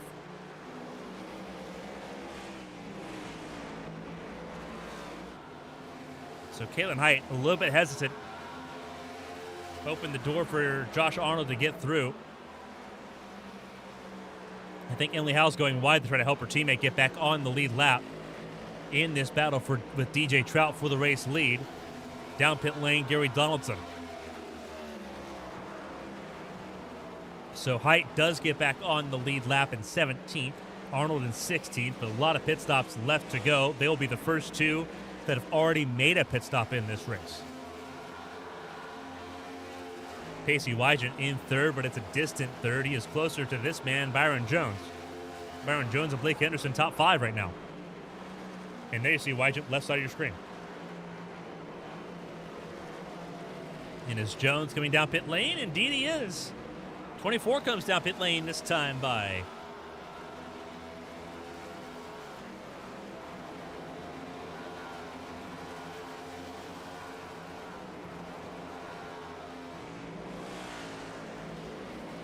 teammates battling here, Apperson and Thompson. For the moment, they are also now top 5 and 6. Pit stops. When do you take them? Undercut looks to be pretty critical here. Henderson responds to Byron Jones. Not a bad call. Tucker Sawyer, Alfred Denny also down pit lane. Thompson stays out. Apperson stays out. As does right now your race leader, who has just been passed by Zach Meredith, who got his lap back here.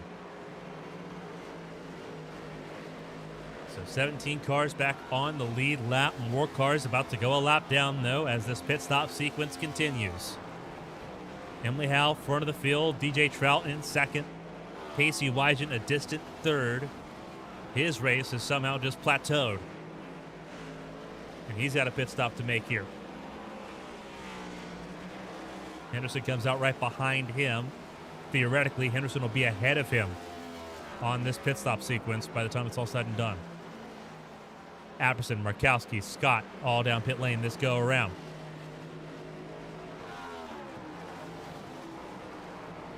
$11 cars on the lead lap.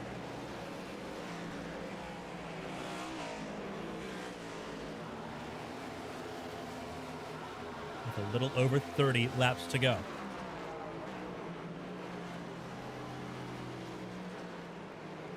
Is Emily Howe coming up pit lane this time? No, she's not. She stays out. A lot of lap cars behind. Byron Jones, one of them. He's in 12th right now on the racetrack. Philip Cottingwood also trying to stay out of the way. Collingwood on his debut sitting 27th, involved in that early crash in this race and never really got any of those laps back. Just completing laps for the team for Ascent Racing at this point.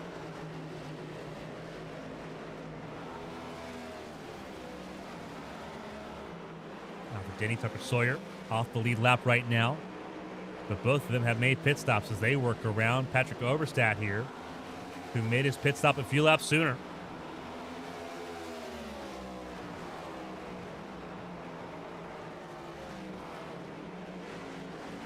Gary Donaldson, a little bit of a pack battle here. Not everyone on the same lap here.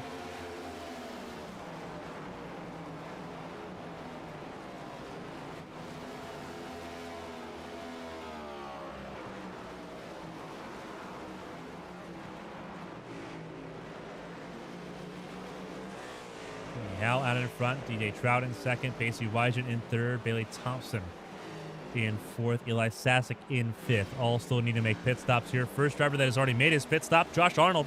He has cycled back up into seventh place. He is looking really good to try to win this race right now. It'll be his fifth in his HTL Cup Series career.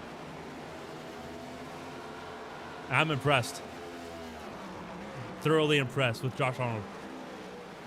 What a recovery. It was a disastrous race. Had an EO auto serve because of how bad his race was a week ago.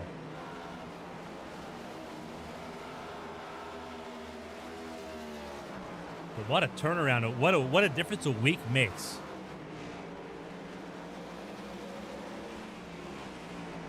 Looking for his fifth win in his 106th start.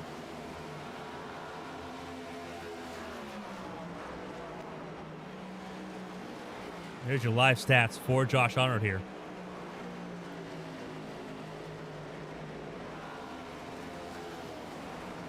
Has a chance to break through and add a win to that.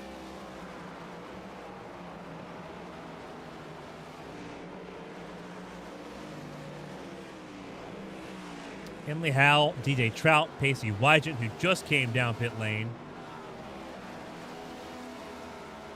Bailey Thompson, Eli Sasek, Blue Jade, Olivia Pereira, and Brady Smith all have pit stops to make here to get to the end of this race. Blake Henderson just unlapped himself to the 15. So Henderson back on the lead lap. Should cycle, by the time this is all said and done, almost to the top 5 for the 25. He is in 11th right now, Henderson. Wygent and Jade, as we expected, he would be ahead of both of them, and safely so, with less than 30 laps to go. But you still have several cars that need to pit. Emily Howe, DJ Trout, Bailey Thompson, Eli Sasek, Olivia Pereira, Brady Smith, including those just in front of him. he should be, if not in the top 5, very close to it tonight. Very quiet race, but a very effective race for the 25 as things currently stand. And that'll be exactly what the doctor ordered in a very topsy-turvy race here in New England.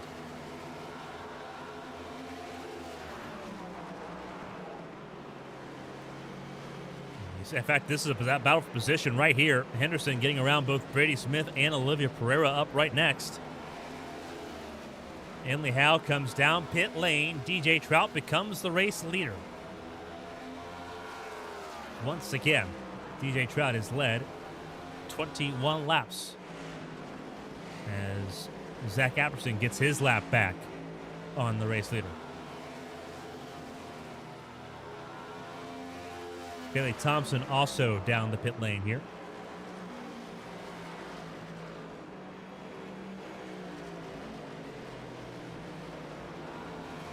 And Trout comes down pit lane this time. So that will likely cycle it to Eli Sasek for a few laps before Josh Arnold ends up getting it back here. Does Sasek come down pit lane this time? Yes, he does. Sasek comes down pit lane, and Josh Arnold is your new race leader in a massive way. Only led 11 laps so far in this race, but he is sitting as pretty as can be. Coming to 23 to go.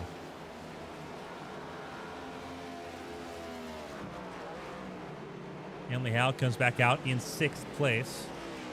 DJ Trout loses a spot to Zach Apperson as well. But they'll have fresher tires so they can charge back forward through the field here and try to stem the bleeding.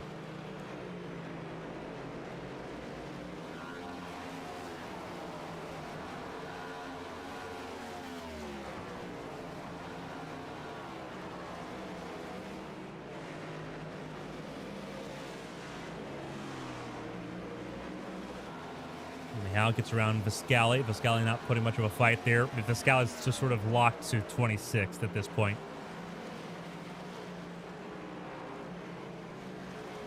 27 cars still running in this competition.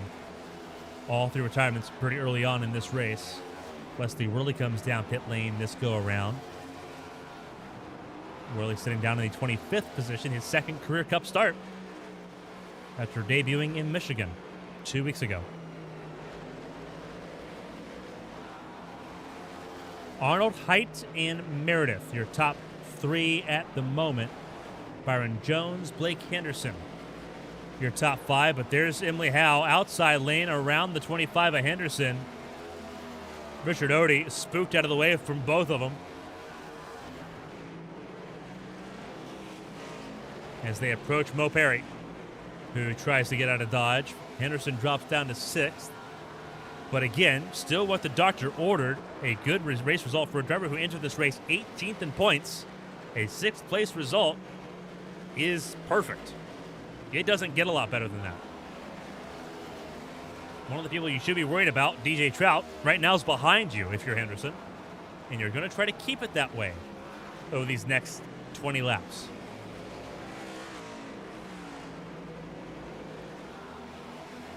How high up can Emily Howe get? Can she get back to her teammate Caitlin Height, who's sitting runner-up right now? Caitlin Height under threat here just a little bit from Zach Meredith by about a second.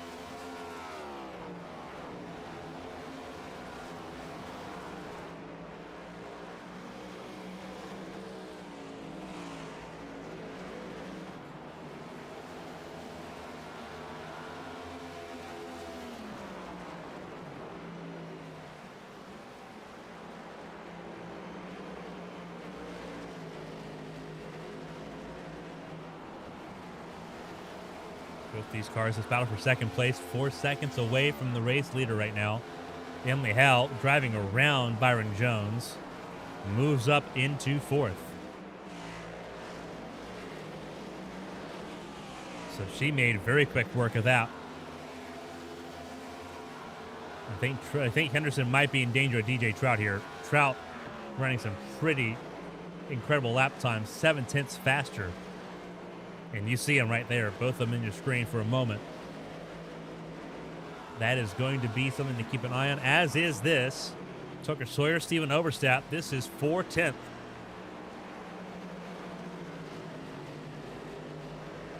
Stephen Oberstadt trying to hang on to it. Tucker Sawyer trying to take it away.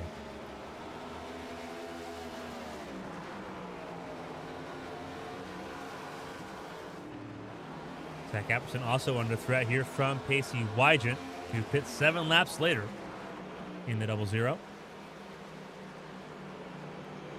But again, they've got Richard Odie in front of him. He moves out of the way on the front straightaway here. Wygant moves up into the 8th spot. And caution has come out for Thompson, who has spun around backwards.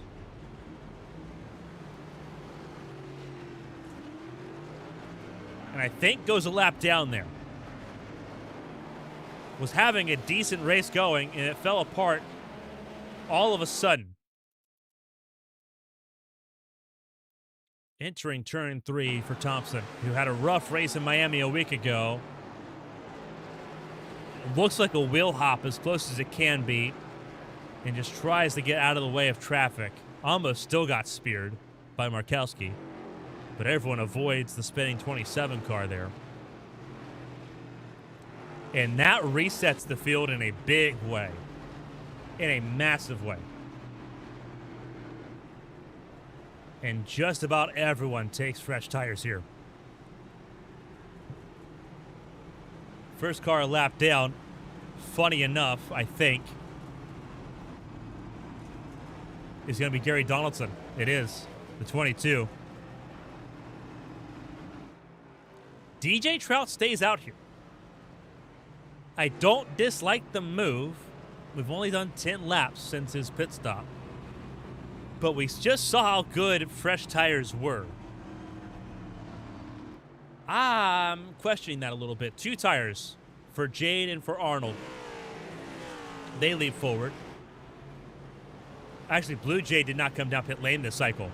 Blue Jay came down pit lane on lap 128. So even older tires than that of Trout. Arnold and Meredith, teammates row 2. Teammates row 3, Arrowhead Racing. Howe and Height. Jones and Wygant row 4, Henderson, Apperson row 5. 9th restart coming up here in this final stanza.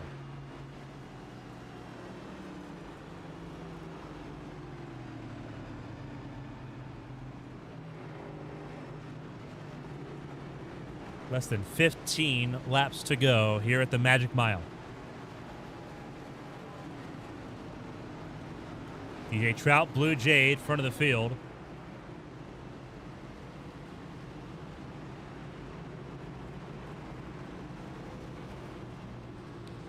Everyone getting themselves in position here.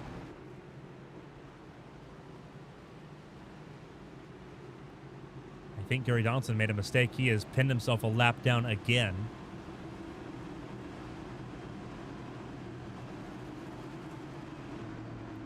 That puts 17 back on the lead lap. Bailey Thompson gets the wave around and therefore gets her lap back in this situation. So 17 lead lap, 9th caution coming up here. Trout and Jade with some work to do. Try to hold off the armada behind them. Green flag flies. We're back underway here in New Hampshire. Bad restart for Jade and immediately 3 wide, as we've seen so often here.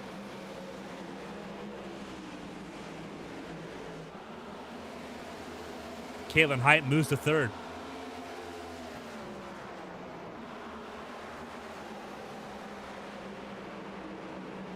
Cars all over the place. I think we had a spin. It was a spin. It was Pereira. And a car in the fence again. It's Philip Snipes. And that gives Donaldson, I think, a lap back again, maybe. So it gives him another chance to get a lap back here. So our 10th caution, which we're not surprised about, begins with Olivia Pereira. And let's see what happened.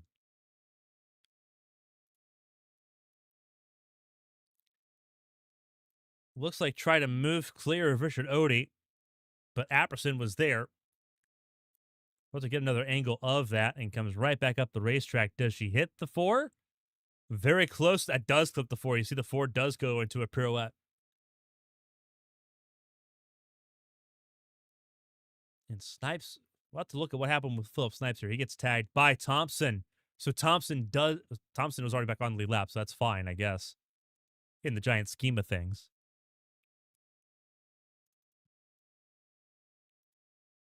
So let's look from high above. So Apperson moves first. Pereira moves second and moves across the nose of Apperson there. And I want to see what happened to Philip Snipes here because he is pretty far back in the running order. Does he just lock the brakes up or does he get help? He just spins on his own. And that black and orange machine that turns right there.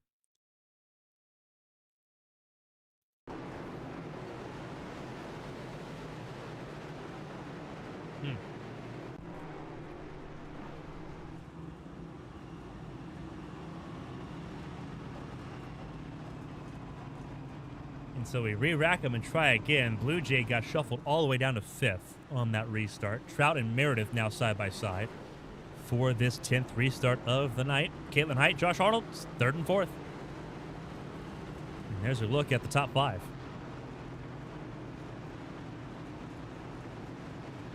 As we get ready for this restart.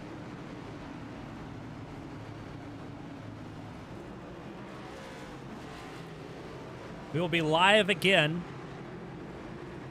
on Thursday in Portland for the Grand Athletics IndyCar Series, the last road course race of the campaign, right here on YouTube, 8 p.m. Eastern Time on Thursday. You're not going to miss that.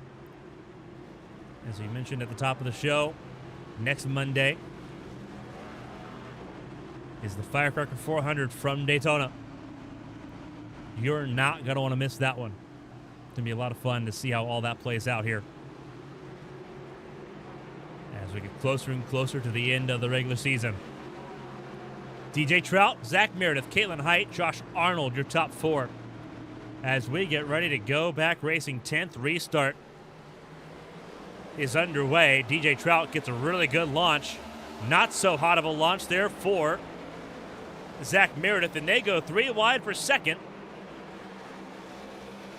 With Trout out in front, Josh Arnold has a really fast race car. Do not overlook that number 12. He's up to second. And Meredith's got 2 Arrowhead cars flanking both sides of him here. Everyone's spanning around the racetrack here. Arnold, Meredith. Here comes Emily Howe for 4th, for 3rd. And she's going to try to drive all the way through, and she spins! She spins! Way too deep, Emily Howe, once again. And our 11th caution comes out. Just way too deep, trying to make things happen.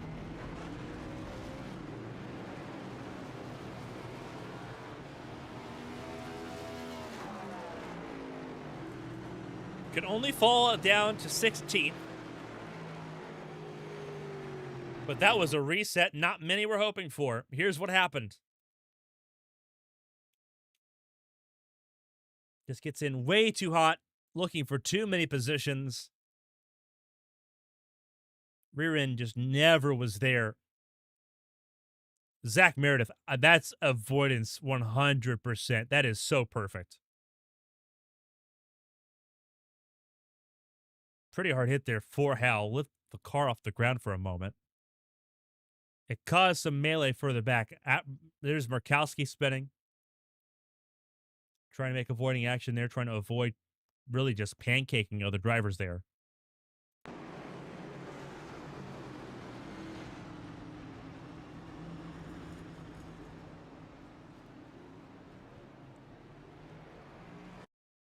And I do want to see Meredith on board here. What an avoiding action there for Meredith. Just had to tiptoe around that one.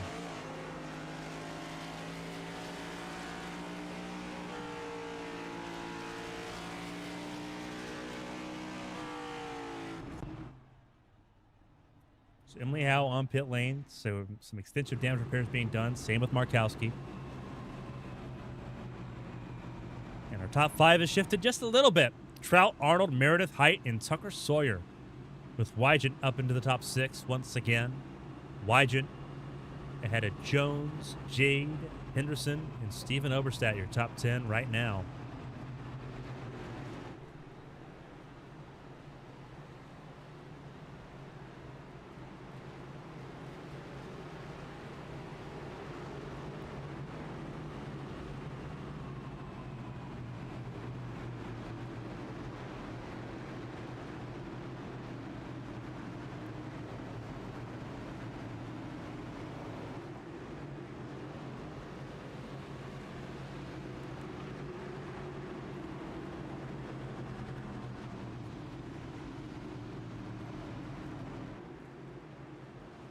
Getting ready to go back racing here.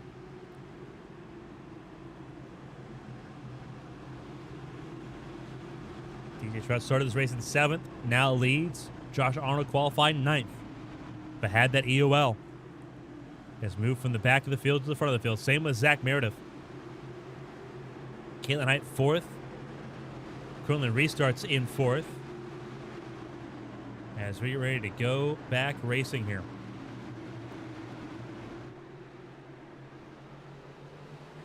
19 cars on the lead lap. Is this the last restart? 3 to go at the Magic Mile.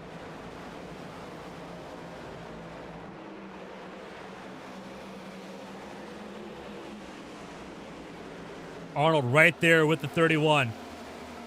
Down the back straightaway.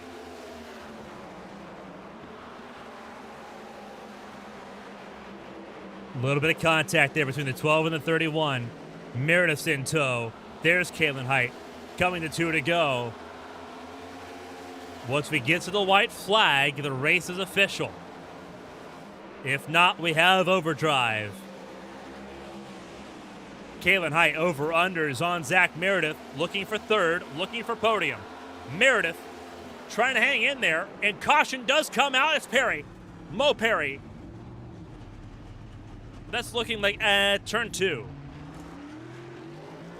And it is turn 2. And so now we have overdrive. What is overdrive?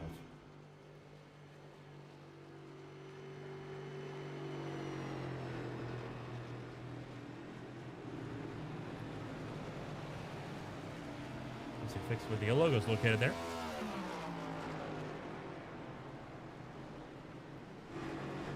So, overtime rules. Here you go. 12th caution of the night brings us into overtime for the HTL Cup Series here in New Hampshire. It's a 2-lap sprint to the finish. Green flag starts overtime. If there's a caution before we get to the white flag, the attempt is reset. We will rack them back up and give it another go. If a caution comes out before the white flag on the final attempt, we get 3 of them, the race ends under yellow. If the leader at any point takes the white flag, the race is official and we end under green. Again, we have 3 attempts. This will be the first.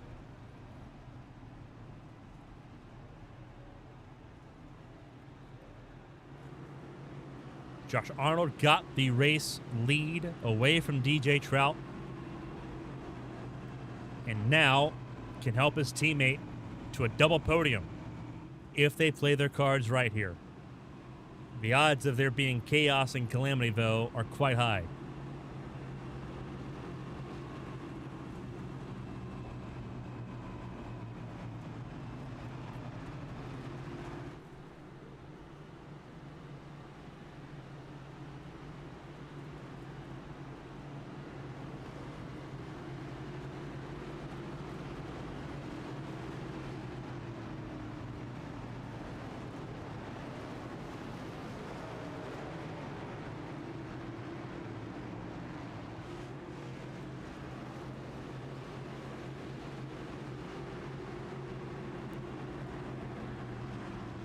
Josh Arnold and DJ Trout once again front and center in the field.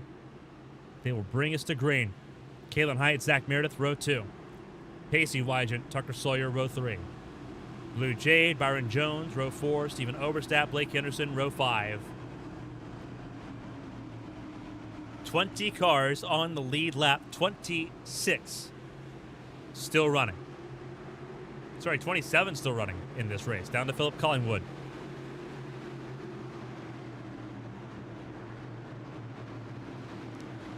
Overtime is underway. This is ABN Overdrive. Green flag flies, away we go, and the teammates are going to work together as we expected they might.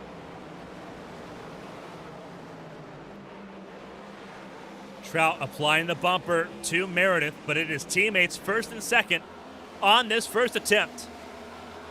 They got to get to the white flag. Can they get to the final lap? Everyone driving in a little bit deeper. Out of turn 4 to the white flag. 1 lap to go. Presented by Henderson Graphics. This race is official.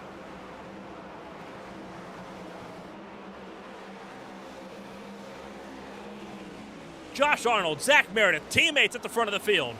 Battle for third. Caitlin Height gets clear. How desperate do you get? How much do you send? Wygent door checks to 31. That's for fourth. Josh Arnold comes around and becomes a 5-time race winner. Josh Arnold wins at the Magic Mile. Zach Meredith and Caitlin Height round out your podium. Pacey Wygent fourth, DJ Trout fifth. It took an attempt at overtime, but the race is official, and it's Josh Arnold, now a 5-time race winner.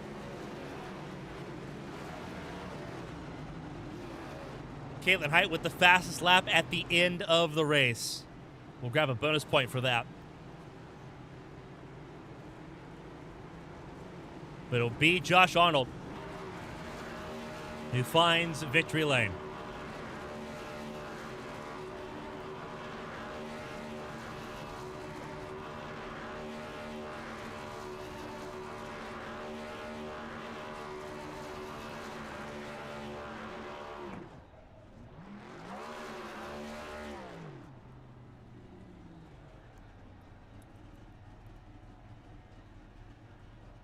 Your winning moment, presented by Henderson Graphics.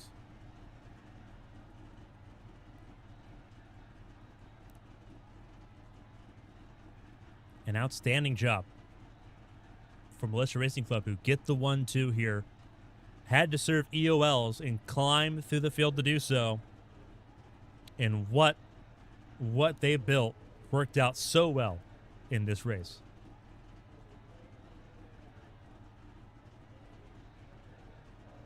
Here's your results, unofficially. Josh Arnold and Zach Meredith, teammates from Militia Racing Club, finished top 2. Caitlin Height in 3rd. Pacey Wygent 4th, ahead of DJ Trout, your top 5. We say unofficial, 12 cautions in this race. There'll be a lot for the series officials to review. Tucker Sawyer, Byron Jones, Blue Jade, Blake Henderson, and Eli Sasek, your top 10 here in New England. Stephen Oberstadt, 11th. Jason Scott in 12th. Ahead of Zach Apperson, Patrick Oberstadt, Olivia Pereira, Bailey Thompson, Alfred Denny, Del Markowski, Emily Howe, and Richard Odie, your 20 cars on the lead lap. Brady Smith, first car, 1 lap down. Gary Smith, Mo Perry, and Philip Snipes also 1 lap down in this race. Wesley Worley ends up 4 laps down. Mirabella Viscali ends up 9 laps down. Only got one of her laps back from the beginning of this race. Philip Collingwood, last car to finish. James Wright, Casey Ellis, and Derek Miller all failed to finish here tonight in the Magic Mile.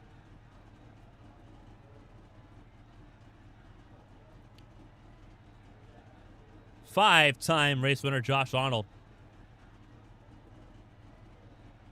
We get to talk to him and the other podium finishers here in just a moment. What a drive he put on tonight. And a brilliant race.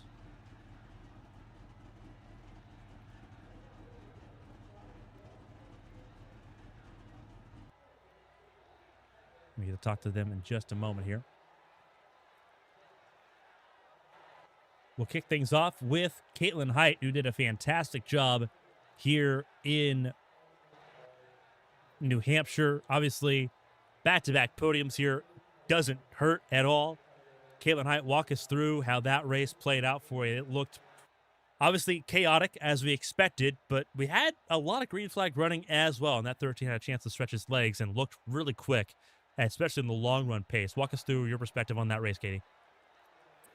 Yeah, thanks, Carmen. I don't know, like the car was good, but it could have been better. I kept on trying to push the corners and just couldn't get it off, but I ended up at the top of the field and just sort of rode around there. Few times there were a few times there where I like double downshifted into 1 or 3, and that put me super, super sideways. But after that, it was still running well. It just, could have had a little bit of help. 12 cautions, a start and stop nature, especially the beginning of this race. 6 of those 12 cautions in stage 1 alone. Everyone sort of had the vibe that was going to be how this race was, although everyone expected that this track would not have a lot of grip to it. We saw a little bit more of the understeer sort of in play here in this race. You talk about balance being important. Where was the 13 car lacking, and what was the surprise going into this race compared to what everyone was thinking leaving Miami heading to this track last week? Yeah, it definitely understeered. I got a lot of that through just running the lines and trying to figure it out, and then it was just about, you know, and the whole caution thing. It's a lot of it is a bunch of, a lot of people out there just don't really know what is going on, but yet some of us do. It's really hit or miss, but I mean, yeah, that pretty much it. Back-to-back podiums set a pretty good stage for the 13 car with 3 races to go. Daytona, not so much of a threat for where you're at in the points right now, sitting P3 safely in that top 3 conversation right now in the regular season points. That being said, there is a lot of pressure on a lot of others in Daytona, so we get to leave this racetrack and approach the high banks. What's the sort of vibe for the 13 camp going to that race? Obviously, we're going to be spending 2 weeks there. Both the oval and the road course are in play. Is the 13 car in that position to just go and grab wins, or are we? Is it very much just a sit back and sort of let the chaos happen sort of race? I don't know. I like to say that the road I'll be okay on, not really, but sure. It just sort of, and I mean, if you have Rudy Valentin in there, it's gonna be a big sort of, well, it's for second or so. I don't know. But then when you get to the oval part of it, it's really all about who's gonna, I don't know, who's gonna make a big move, who's not, who's gonna wreck, it's really more about it's really more of a funny thing, really. That being said, these last 3 races, a little bit more easy to go through here. Not as much stress on the 13 camp, which is going to be a great place to be with Daytona Road Course, and Charlotte to end out the regular season. Before we let you go and let you sort of unwind and get through this race and get ready for the high banks of Daytona and all the chaos that provides, if there's anyone I shout and say thank you to, the floor is yours, Katie. Congrats again. Back-to-back podiums, top 3 secured, and if you're not already locked in, you're not far from it with those 3 races remaining in the regular season. Yeah, thanks, Carmen. I want to thank Henderson Graphics for the card today. Let's see, who else do I shout out? You for putting on the show. All the admins in HTL.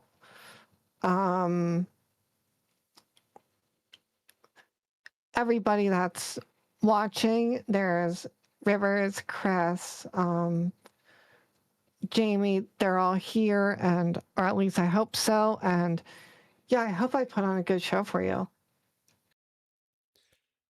The green flag racing we had was a lot of fun tonight, and obviously 12 cautions, still a bit hard to find a rhythm there, but once the racing got going, it was pretty good. So I would say show was pretty good when we had that running there, and obviously it worked out. The 13 car on the podium, back-to-back races, second in Miami, third here in New Hampshire, and we get to see a 13 car again in Daytona, a former winner at the High Banks. Katie, we hope to be able to talk to you again in Victory Lane next week in Daytona. All right, thanks, Carmen. A phenomenal job for Caitlin Height, P3 tonight. And the conversation moves up the order just a little bit. It is a Militia Racing Club 1-2. Zach Meredith, so close to another race win. Has to play second fiddle to his teammate. I don't think a lot of complaints are going to come there. Zach Meredith looking for his fifth race win. His teammate beats him to it. Zach, walk us through it. Both of you had EOLs to serve to start off this race, so you both started from the back of the field, but both cars looked electric. What a difference a week makes from Miami to New Hampshire. This was a difficult racetrack, and y'all made it look easy. Hell no, I'm not complaining. I loved where I finished. I mean, first off, foremost, shout out to our setup shop. They are phenomenal. That setup was on rails. I mean, I had literally 5 minutes of practice to get it going. So I was going purely off of what Arnold was telling me that he had throughout the practice session and qualifying. And even though I botched my qualifying, I had a terrible pit stall. But it was just getting in rhythm and dodging wrecks. I mean, I kept the car clean. I did get involved in one wreck. I didn't even know I had nose damage until someone mic'd up. It was like, dude, your entire nose is kinked in. I guess I got it when I hit Blake, dodging the front stretch wreck going into one. But just trying to keep it clean. Watching the real life race and seeing the different strategies that were working. And me and Arnold were basically like, all right, we're basically going to take 4 tires one time, and the rest of it's going to be 2 tires. And we took 2 tires the last 2 sets. It gripped up. We had great exit speed, great corner speed. I honestly don't know how I'm in second place after watching Emily full send it going to turn 1 and washing up and spinning in front of me. I don't know how I didn't get any wheel damage. Don't know how the car was okay. It was fine. And just tried timing up the restart as perfect as I possibly could for Arnold to get away and basically me be the blocker. So I don't think I could have timed that restart any better for him to get away from everybody else, and then just made sure that we finished 1-2. And that's exactly how it plays out here. The team obviously down the 2 cars with this campaign. Shed only did Daytona. It's been interesting seeing the team adapt and evolve. That being said, I would say this is your most consistent season, both you and Josh. Top 5, both of you, in the points after this race by over a race to the good above the cut line here. Josh Arnold almost 2 races to the good with Daytona coming up here. Everyone's going to be looking at the pressure cooker of Daytona next Monday. The team's in a good spot. How do you approach that race knowing that you just have to protect the cushion and just survive to get to Charlotte? Honestly, you just can't really predict Daytona. So me and his philosophy is always just can't get wrecked if you're first. Well, hopefully not. Or you could be dead last, but we want to be dead last. We want to try to build as many points as possible. So we're not near the cut line for the playoffs. Just like me, I missed it last year by a point. You could look back at 10 races and see where I could have done something different. So we're just going to go out there and try to just team up and stay together. Hopefully have some friends along. I know I typically don't have friends at drafting tracks, but I have a few out there that are willing to work together. But it just depends if we're in the Gen 7 car or if iRacing fixed their glitches with the Gen 6. So It's the Gen 7.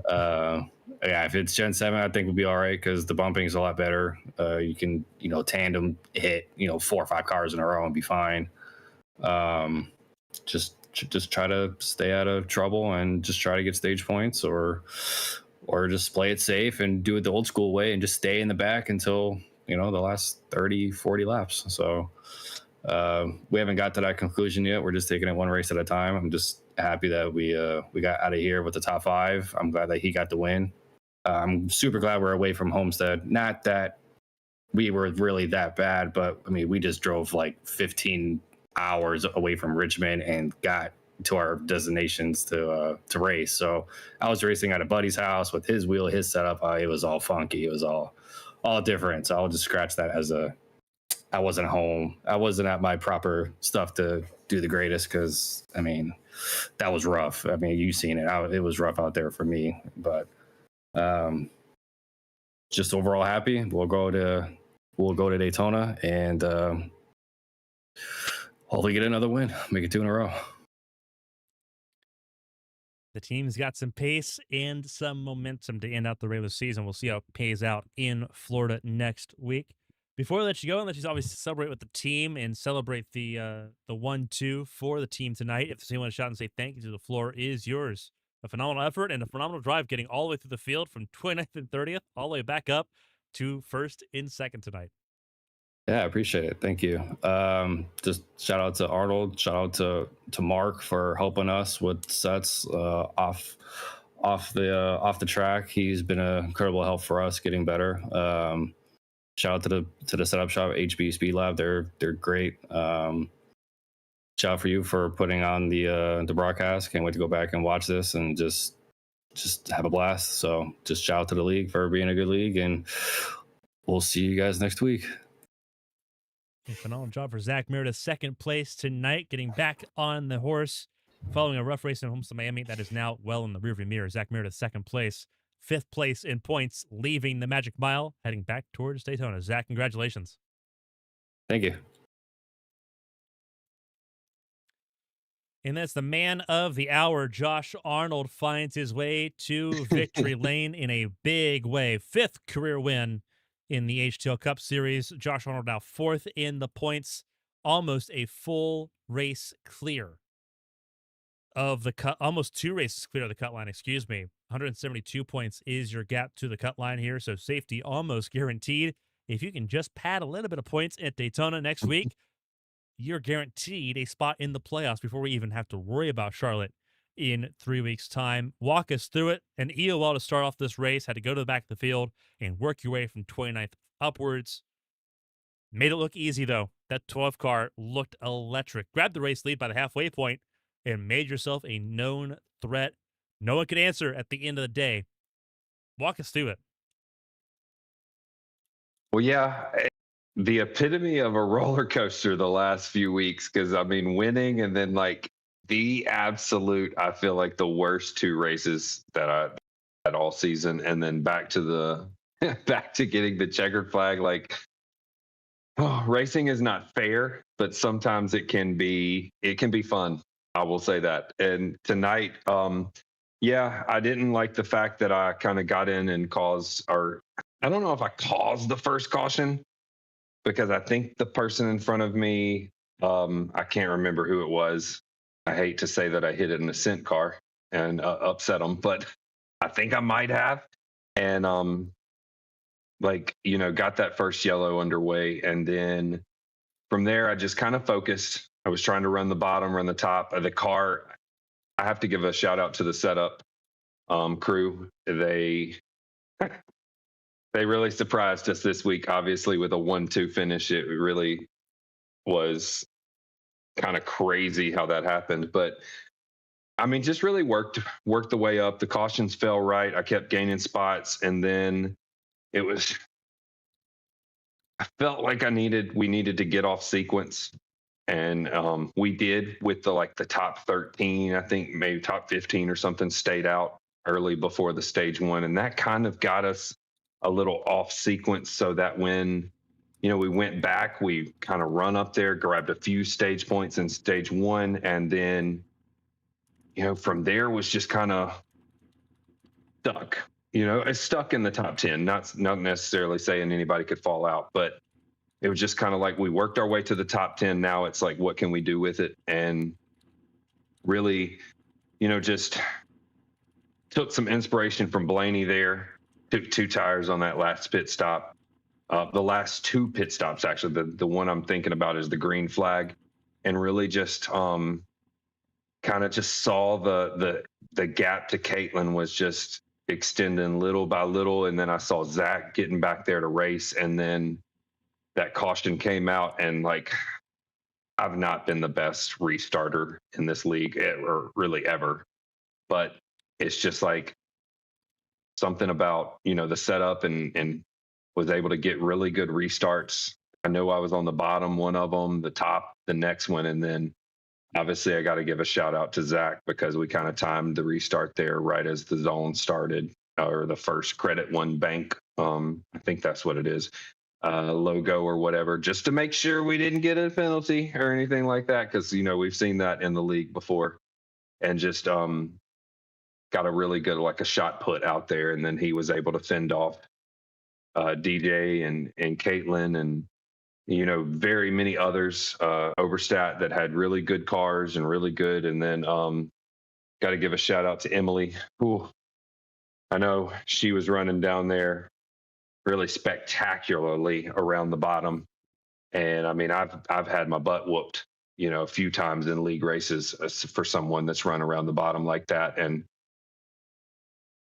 really got my cholesterol high that last time that come across my bumper, and like really it gave me a 2x. So I know we touched, and I mean, that could have been the end of the day, but fended off that, and then just really, I went into turn one, like, get to the white, so that, the next flag would end it or whatnot. But really lucky, thankful to have a great setup tonight. And, overall, just, as usual, just really, pumped, looking forward to the next race now. It's always fun to win, Carmen. And we go back to a race that you have won before. The Firecracker 400 in Daytona is the next race on the docket. That was your second win in HTL. You won the Brickyard, then you went and you grabbed a win at the Firecracker. Actually, I think your third win. I think you won a race before that in the same season. Mm-hmm. But you've won the Firecracker before 2 seasons ago. 2-car effort. We know how strong Militia Racing Club is at the plate tracks, especially at Daytona. What's the vibe going into that racetrack? You don't have to push super hard, knowing that you have that buffer. Both you and Meredith, top 5 in points, almost 2 races above the cut line. Just finishing well gets you locked into the playoffs with 2 races remaining.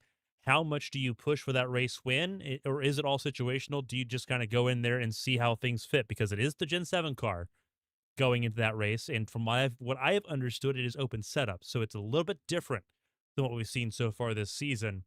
How do you approach it? Oh, very good question. I mean, you could see by the last time we had a plate track, it was, a cent what they finished, like 1 through 5. You need those teammates. And I feel like, we don't have Shad this season, and we needed that third car to kind of make a difference. I mean, we've done very well at Atlanta and Daytona and Talladega earlier this season, but I don't know. I mean, we've never really qualified the best there. We've always kind of raced a little bit better. And I mean, last season was honestly way different circumstances. I was on the outside of the playoffs looking in, and just, I remember it like it was yesterday. There was a half an inch space in that outside line, just had fallen off, and like the top 7 of the front line, and I was in 7th, and I just happened to slip out during that tri-oval with like 1 or 2 to go. And, it just, another lucky moment. I mean, honestly, obviously I had to drive to the checkered, but I really don't know. I mean, I've been in different situations where I've come off turn 4 and could block Caitlin Height, for my first win. And I'm like, I'm not that kind of driver. So I'm not going to go up there and rough anybody up for a plate track win. It's not that important. But, next week, I'm going to say the same. It's not as important, but of course, I want me and Zach to be up there running very good because we've always done good during the stages. We just can't ever finish the thing. So if we can, do the same format and be great in the stages and then not finish good, then like you said, only a few points, maybe one or two of us can lock in and get it done. But no, overall, just looking really forward to the setups and having a chance to, see how it kind of plays out, the unknown, just like the NASCAR guys are going into Daytona this week, the same kind of way. And, HTL will be right behind them on Monday night doing the same. So I'm hoping that everybody kind of tunes in and cheers everybody on, their favorite drivers. It's going to be a lot of fun to see how things play out in Daytona. A little bit cozier for Militia Racing Club. Both cars top 5 in the points here. Before we let you go and let you celebrate your 5th career win in the HTL Cup Series, if there's anyone to shout and say thank you to, the floor is yours. Congratulations on the incredible drive from the back of the field to the front and grabbing race victory here at the Magic Mile. It definitely had a little bit of magic green to it tonight. Thank you, Carmen. Yeah, I would like to thank you and ABN Broadcast because the absolute, as I always say, the best in the business when it comes to iRacing broadcasting. And then, of course, Blake and Alfred and everybody else who is involved in the league, the management of the league, keeping this going week to week, because I know it's not easy to do. And then, Zach for a great restart, Militia Race Club for being always there in our ear, helping us out, just, laughing and carrying on. When I wrecked or when I spun out as leading the race, I was in tears laughing at something. So, it was not the car, it was all the driver. And then of course, everybody else that shows up week to week, the drivers. This is fun. Some of them have beef, some of them don't, but it's all about coming out here, putting on a good show and taking pride in the league and taking pride in the racing that we are putting on. Well, it's been a fantastic job for the 12 camp here. A 1-2 for Militia Racing Club's always something to celebrate, and y'all get to do that and celebrate being top 5 in points here again. A very rarefied air there for both you and Meredith. I've said it a few times across the season. This looks to be one of your most consistent seasons. Everything getting hammered in there, and both of you now have that same sauce. We saw that tonight in real effect, and we see it in the point standings as well. So enjoy the race win, and hopefully we get to talk to you again in Daytona. And if not, you still get to sleep well because you're still well above the cut line and looking at fighting for a championship this fall. Thank you so much, Carmen. And thank you, everybody, for watching. Phenomenal job for Josh Arnold. He wins his 5th career race here in the Magic Mile. Its first race in HTL belongs to Josh Arnold here tonight. A phenomenal job for the field. That'll end our night here in New Hampshire. A wild race for everyone to take in here. Again, we'll be back live on Thursday for the Crown Athletics IndyCar Series Grand Prix of Portland. We'll have a lot of stuff coming up on Patreon in the meantime. Keep an eye out for that. ABN playing Blood on the Clock Tower, as well as other things in the middle of the week. ABN Unplugged as well, also coming up here this week. In the meantime, we hope to see you then. If not, we'll see you on Thursday in Portland, or we'll see you next Monday in Daytona. On behalf of HTL and all of his partners and all of our partners here at ABN Studios, Advanced, and Henderson Graphics, I'm Carmen Sienna. Stay safe and stay healthy. We'll see you next time on the high banks of Daytona. Until then, so long, everybody.